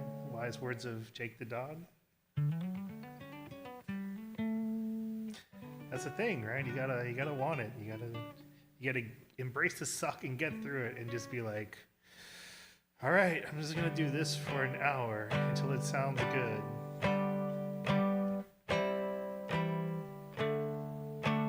All day, every day, until you don't think about it at all.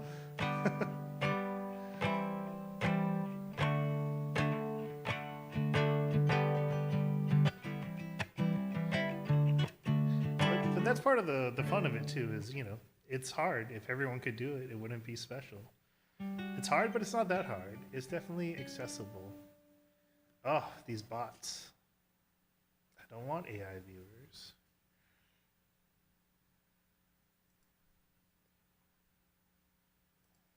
Sorry, let me get rid of this.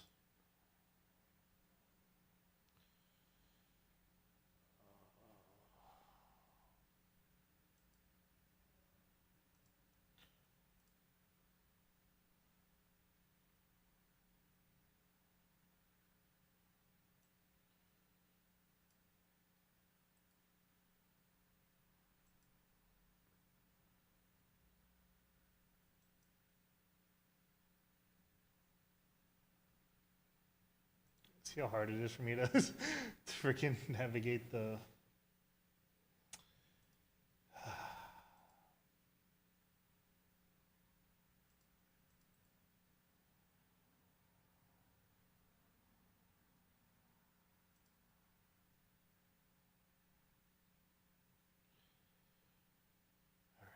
Sorry about that.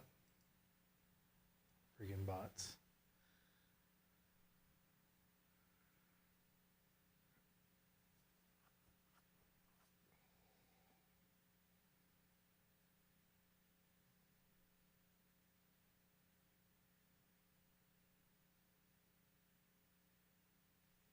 Hi, Explorer. How you doing? Kind of a different day today. My throat's a little scratchy, so I'm not singing quite as much. But I've also been kind of in a mood all weekend.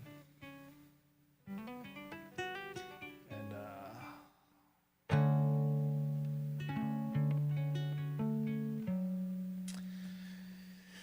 yeah, trying to find some simple motivation to keep me sane while doing this streaming thing.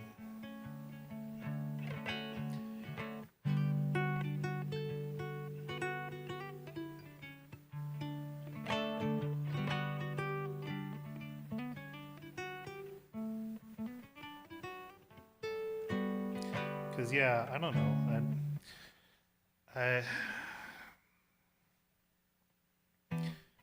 the there's the premise is that I want to make friends and I want to meet people, and you know, if you like my music, then I like you. So you know, let's chill.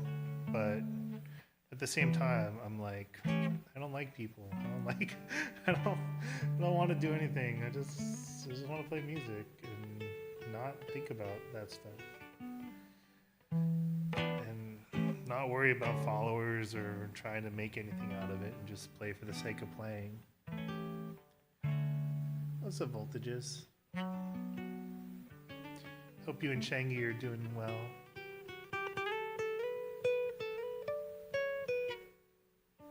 I really got to figure out how to make my two things the same spacing.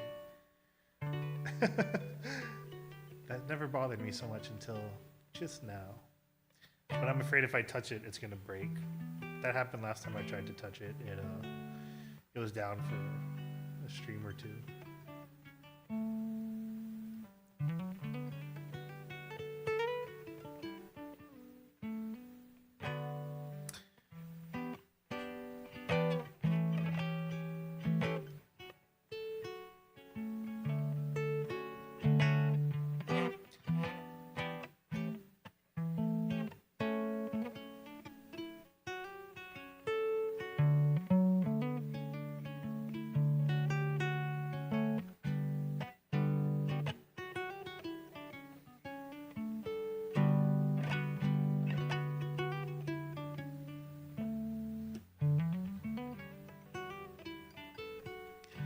Yeah, I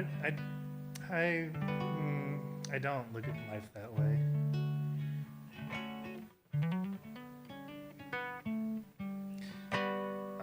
I definitely, I wish I did. It would be so much easier if I felt like I had an innate purpose for being here.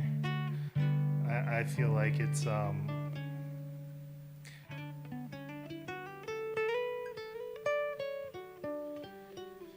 feel like life is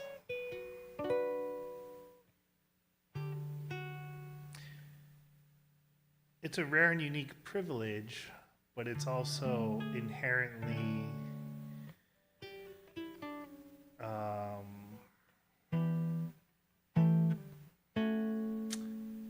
purpose and meaning, I believe, is entirely subjective. So, oh yeah, well, if God does exist, then sure, that makes sense.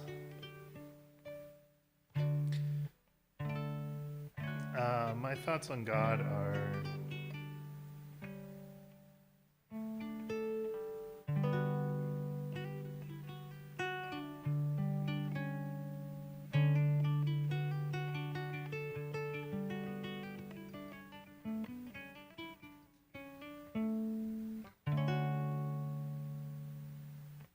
I'm much more on the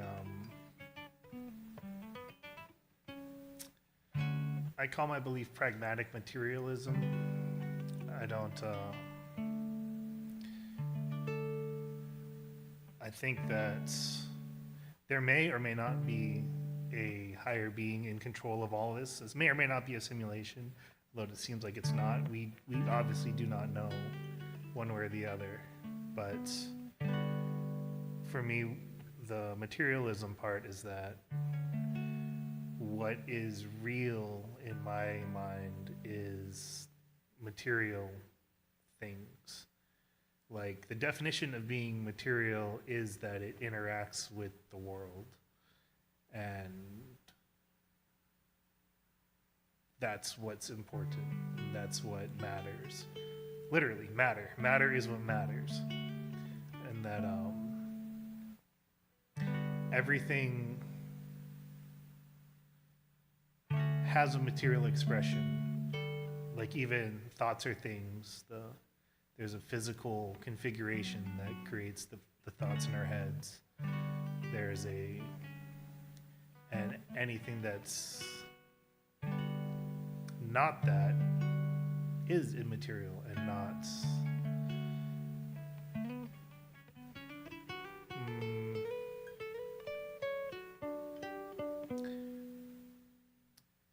observable, not understandable by the material plane, right? So if there are other dimensions and there are other things that do affect us, it comes down to the point where they become materials that interact with our materials.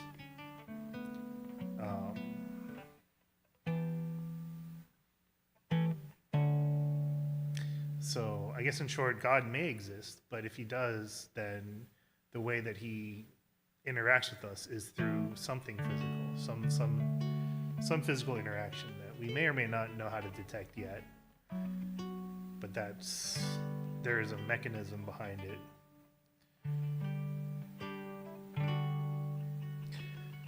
But even that scenario where God exists, it leaves me feeling like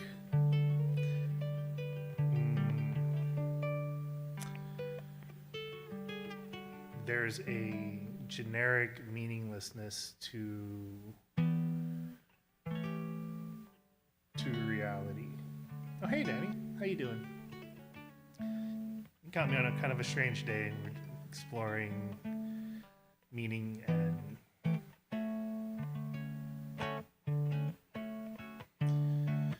trying to keep myself sane here and find some motivation to keep streaming. With a smile, service with a smile. What am I even doing here, right?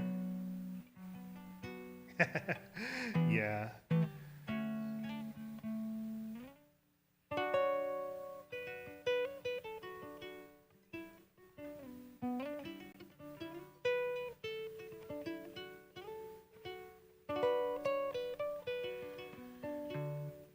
It was pretty interesting to look into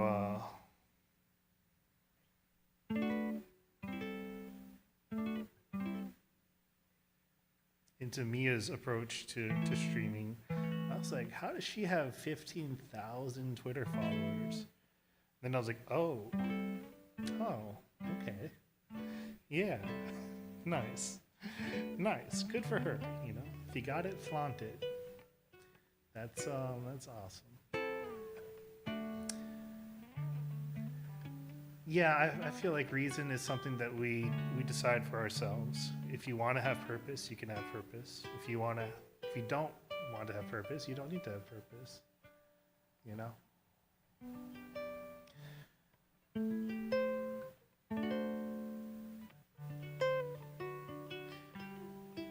I just read a book called The Foundations of Geopolitics, and one of the premises in it was that the Russian Orthodox Church was the true Christian church, and that they are they called it the Third Rome, whereas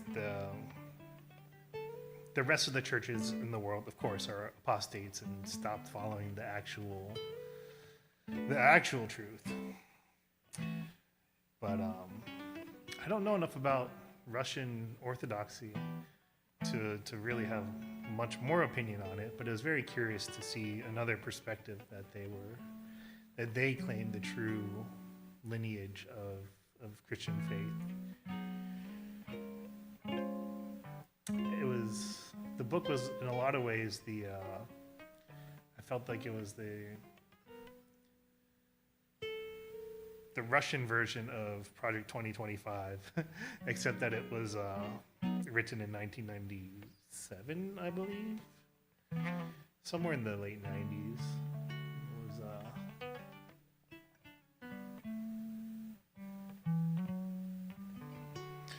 pretty interesting. They were interested in taking over Ukraine back then. Even it was several chapters dedicated to why Ukraine is an existential threat to the Russian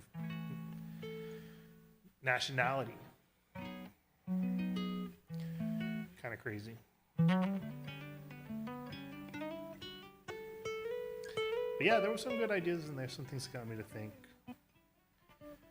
And there were some articles written by actual Nazis, which was kind of surprising. Like they would just like drop at the end of the article, like, "Oh yeah, and all my peers went to jail for it, but I didn't have to serve." But we were right. We were still right. It's like, oh damn, this is yikes. Okay, but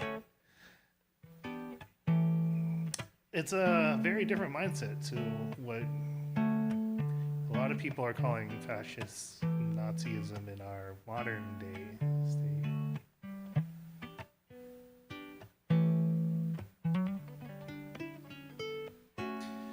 Yeah, well, I got lots of time to kill, so.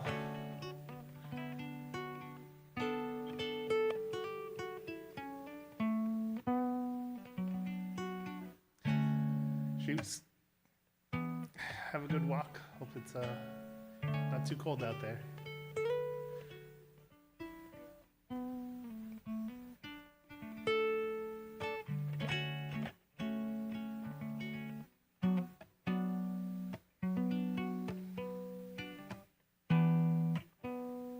Truth. Matter is truth. That's in my world. That's why I'm a materialist, because I think that material reality is what is real. What is material is what is real. The physical world. Yeah, we all exist in the physical world. If you don't exist in the physical world, then you are not real. Then you're not true.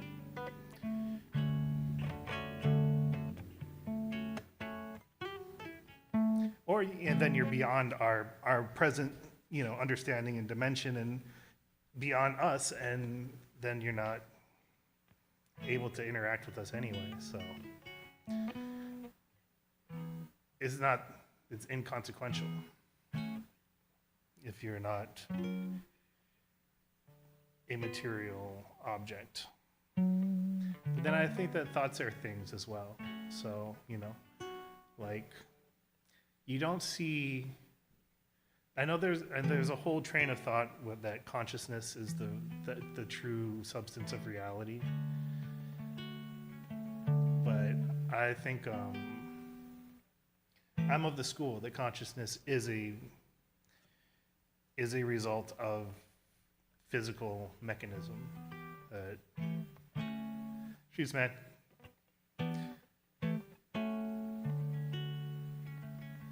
So there's people get confused because consciousness seems ethereal, and it seems like it has this mystical vibe to it because you can't capture it, you can't isolate it. It's this thing, but there's two authors who present models of consciousness that I subscribe to. The main one these days being Michael Graziano's attention schema theory. And he posits that consciousness is an attention schema. A schema is like a framework. It's like you think schematic, but It's, how do you explain this succinctly? It's like a mode of operation, I guess. So attention is the focus on a specific set of input, and consciousness is the control of that focus, that ability to focus. So if you think of it from a physicalist perspective, whoa, whoa, hey, cool. Yeah, so if you think of consciousness in terms of attention and as specifically as an attention schema, we've got these senses in these bodies, right? And then the senses always have a general awareness, right? Like whether or not you're thinking about it, your skin feels the temperature of the air, your ears hear all the sound. But then when you pay attention, when the attention focuses on the sound, suddenly you can hear more. When you focus on your skin, particular parts of your skin, you can feel, how does your big toe feel? How does your arm feel, right? And so we're able to move the attention around. And so consciousness, he posits, is a focusing of attention itself. Graziano was a neurosurgeon who poked around in monkeys' brains, and he found areas in the brain that would light up in various circumstances, and eventually found in the human brain as well that there's parts of our brains that are designed for social interaction, and that consciousness is about making models of other people in our brains to predict the actions of other people. And so he posits that he hasn't found the exact mechanisms, but he suggests some pretty good places to look for it. For where it's not really a seat of consciousness, but where a majority of our conscious activity stems from. Sorry if I'm rambling on into it's like 3 or 4 books worth of material I'm trying to summarize in a few sentences. But what it kind of comes down to is you don't see consciousnesses popping up in random places, right? Like it's a very specific structure that consciousness appears to be, right? We got human brains, we got mammal brains, fish, maybe not so much, right? Plants, no. Well, it depends. There's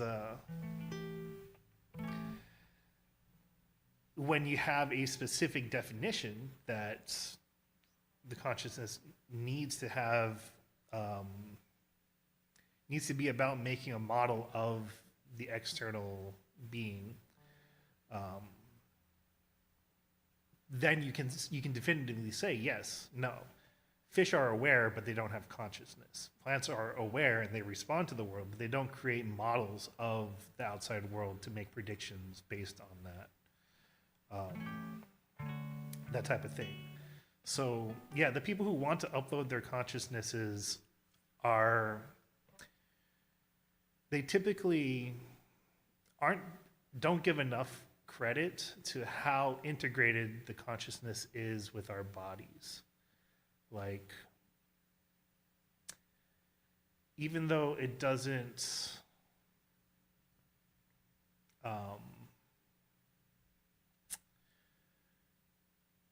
even though our consciousness doesn't feel like it's observing every signal that our body is sending at a given point, it's all affected by it, right? That's why people, they get cranky when they get hungry. It's not like a conscious thing, but it happens because the consciousness is entwined with the body. So separating the mind from the body is you would need to essentially replicate the entire body, or else you're going to be someone different. You're going to be something different. if you don't have your particular body along with you as well, because at least in this view, your consciousness is made in your body.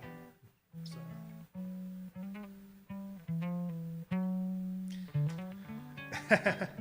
No, that was the science thing from a long time ago, but they've kind of updated that. Just like they used to say that about DNA, right? Like, we only use 2% of our DNA.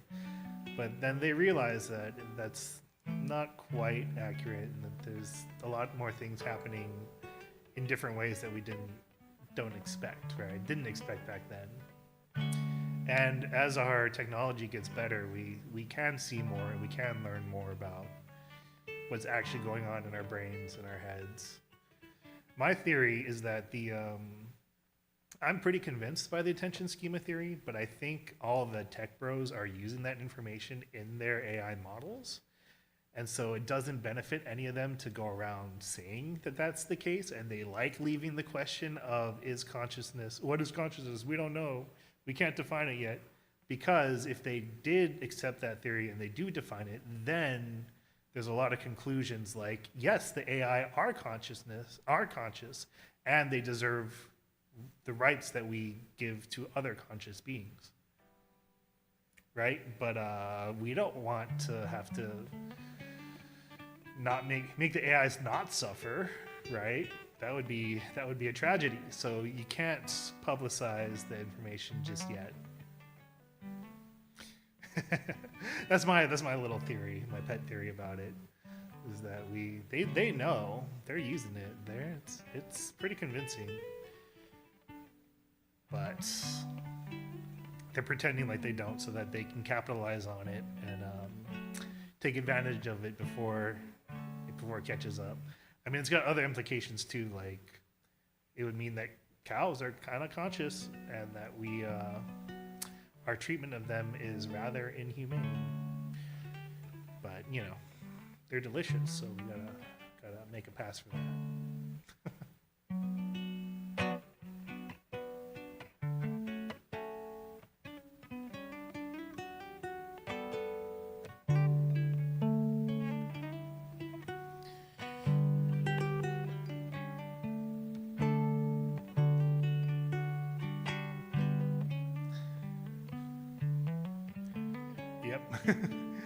That is the morally superior stance, but my part of me feels like in 100 years, maybe 200 years, we're not going to have any more regular real meat the way that we do these days. So it's sort of a delicacy. It's a very special thing to be able to eat raw animal flesh the way that we do.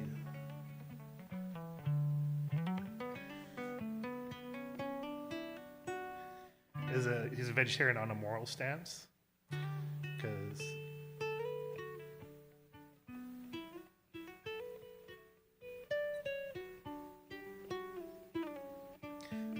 my dad's he wasn't reluctant, but he just found his body liked it better if he just didn't eat meat. So it's not like he's like doing it to save the cows or whatever. But there is actually a whole argument that becoming domesticated is what led to cows and chickens being some of the most populous animals on the planet.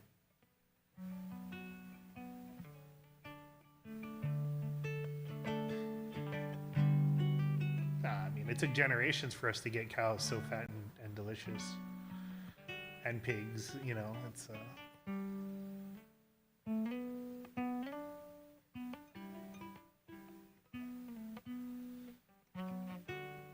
cows, pigs, and chickens, man. It's good stuff. I like it.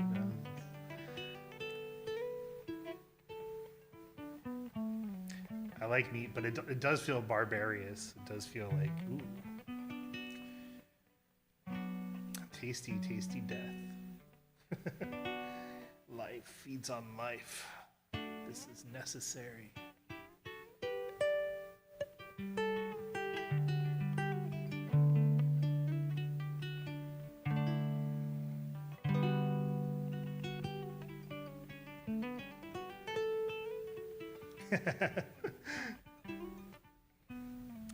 See, it's a very rare, special thing. You know, it's very, very rare. It was not. You know, if you were alive a couple hundred years ago, you needed to be royalty to eat meat regularly. You maybe have meat once or, you know, every couple months or so. Now we can eat it every day. Oh, how wonderful! Just like white bread, you know.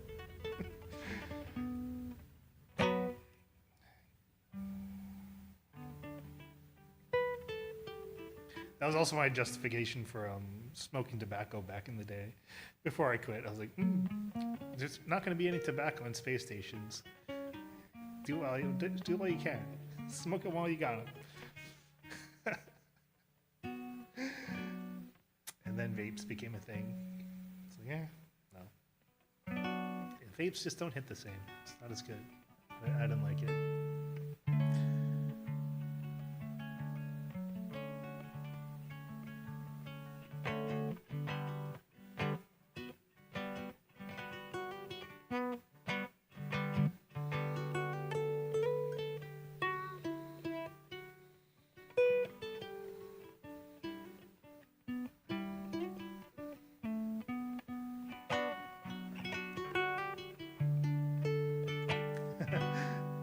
Yeah, I see you taking big rips on stream housing. It's like, yeah.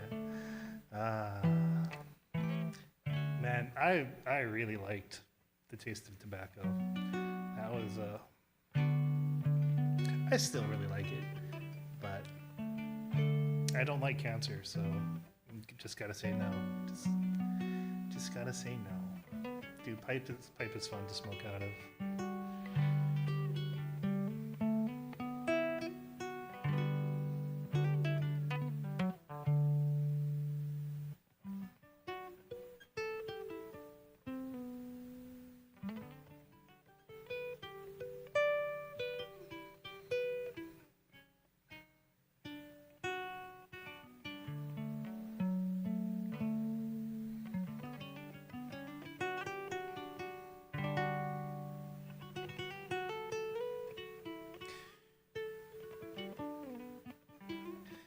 But yeah, oh yeah, I used to be a medical patient when we didn't know what was going on with me. I used the marijuana to deal with the nausea and the migraines and stuff. And it was nice. It was pretty nice. I was able to do things. I was able to do a lot more until the drugs wore off, and then I was like miserable. But sort of. Part of me still feels like it's a great way to make time fly by, and I've got a lot of time to make fly by instead of, you know, being aware and here for every minute of every day. Ugh. But that's shit was expensive.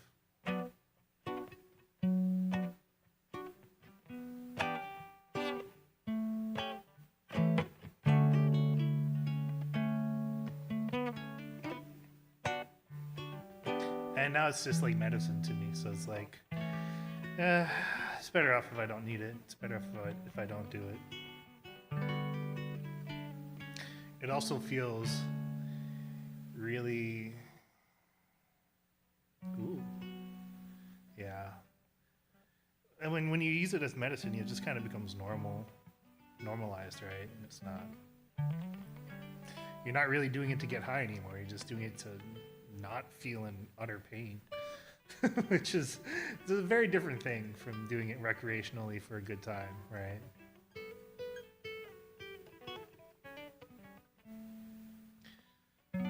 Sometimes I still wish I could smoke a little, but also I live with my parents, so you know I already just play ukulele and watch anime all day. I couldn't be a stoner on top of all that. That would just be too much. I would be literally that guy. The hickey neat, lives with his parents, smokes weed, and plays, not guitar, but close. It's close. At least I'm not in the basement. I'm just in my room that I was in high school. Oh, life. Life is funny.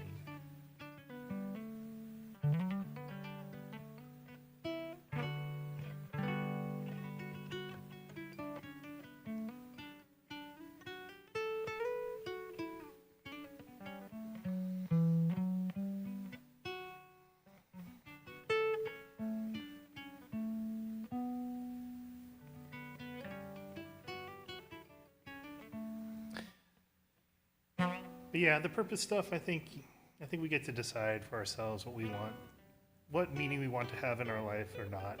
It's like the whole paradigm of Western thought is, if you don't work, then neither shall you eat. So you need to be productive, and that's like that was very true not too long ago. Where you need to all hands on deck to work the farms, and if you didn't, then you wouldn't have any food. But nowadays, 3% of the people make food for everyone, and it's more than enough. So should let go of our old views, I think. If you like having a purpose, then have one. If it's more troublesome, I find it to be kind of troublesome, kind of bothersome.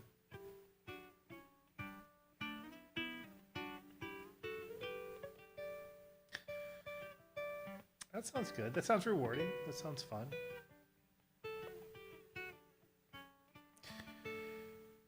I'm still kind of coming to terms with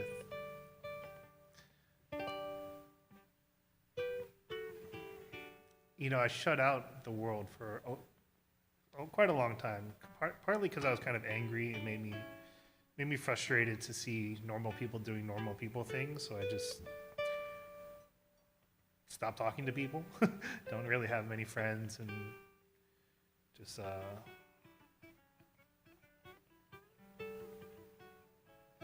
help out my family how I can. But they're mostly helping me, right?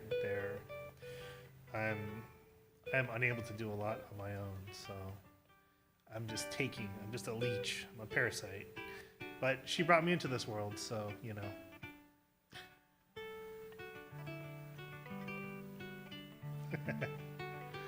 I don't know how I feel about people. I still don't know if I like people or not. It's kind of a funny thing. It's like I'm turning the camera on to meet people and play music for people in front of people and stuff. I'm still not sure if I like it. That's why I'm going through this whole thing. Like, what's the point of this? Is it? Well, the current book I'm reading now is talking about how we have a inherent need for approval, an inherent need for social recognition. And that's part of what makes us human, is that we crave this. The way he puts it is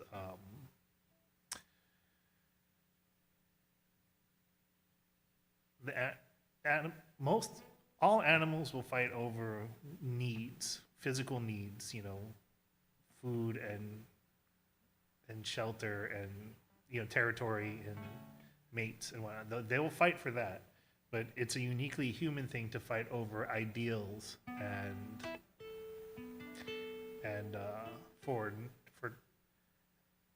unnecessary reasons, fighting just for the sake of being recognized as the master, being recognized as better than the other. And we just like that. We just like that as people. It's just part of who we are. So I'm wondering if this whole music thing has a part of that. You don't like being around people, but you like helping them. That makes sense, though. I feel that. If you can, right? It's good. It's good to do what you can for people around you. But yeah, I don't know. I don't know if I want to help people or not. I don't like having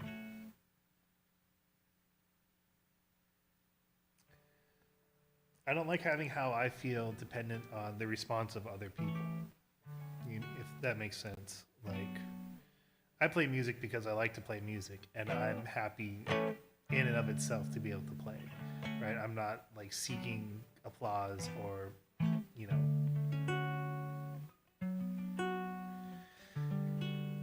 Yeah, so is being around other people. I don't know. I don't know. Some people are cool.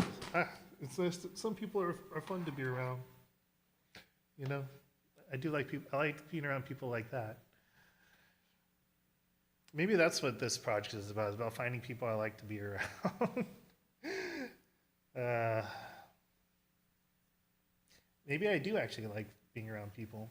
I just haven't been around the right people for for a while. I haven't been around anyone.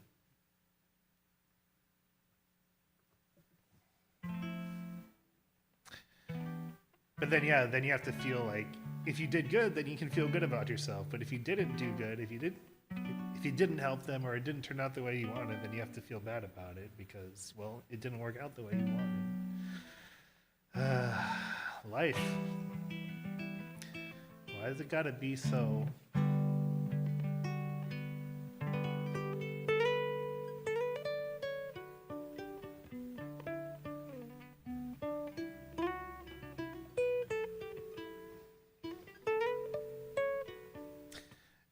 Yeah. People like people who help them, right? That's why they keep you around. That's why they like you. It's all give and take. And I think there's a truth to that we like being needed by other humans. We are social creatures at heart, right? We like to be seen. We like that security of having a group to belong to, having people who share our beliefs and understand who we are and all that jazz.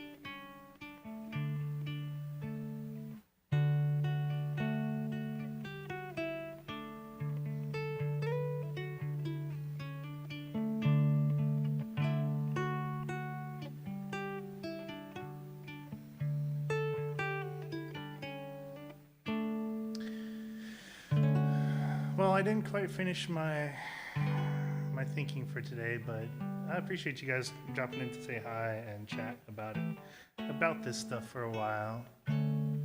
I'll probably turn this into my part of my monthly review and take a look back over the month and think about how I feel about it. So hopefully I'll have some conclusions by the end of the month for this.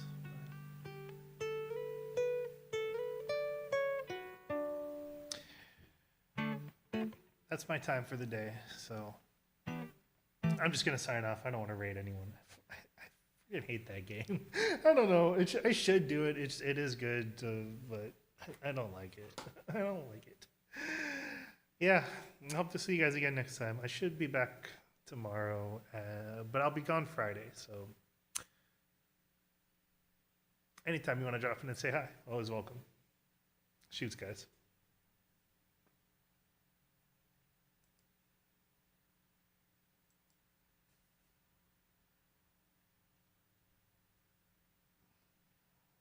If I could begin to be half of what you think of me, I could do about anything. I could even learn how to love when I see the way you act, wondering when I'm coming back. I could do about anything. I could even learn how to love like you.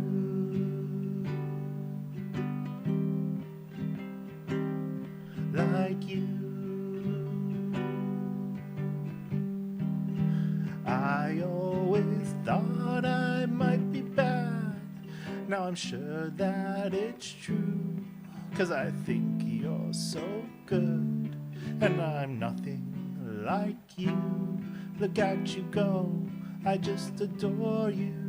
I wish that I knew what makes you think I'm so special. If I could begin to do something that does right by you, I would do about anything. Would even learn how to love when I see the way you look, shaken by how long it took. I could do about anything. I could even learn how to love like you.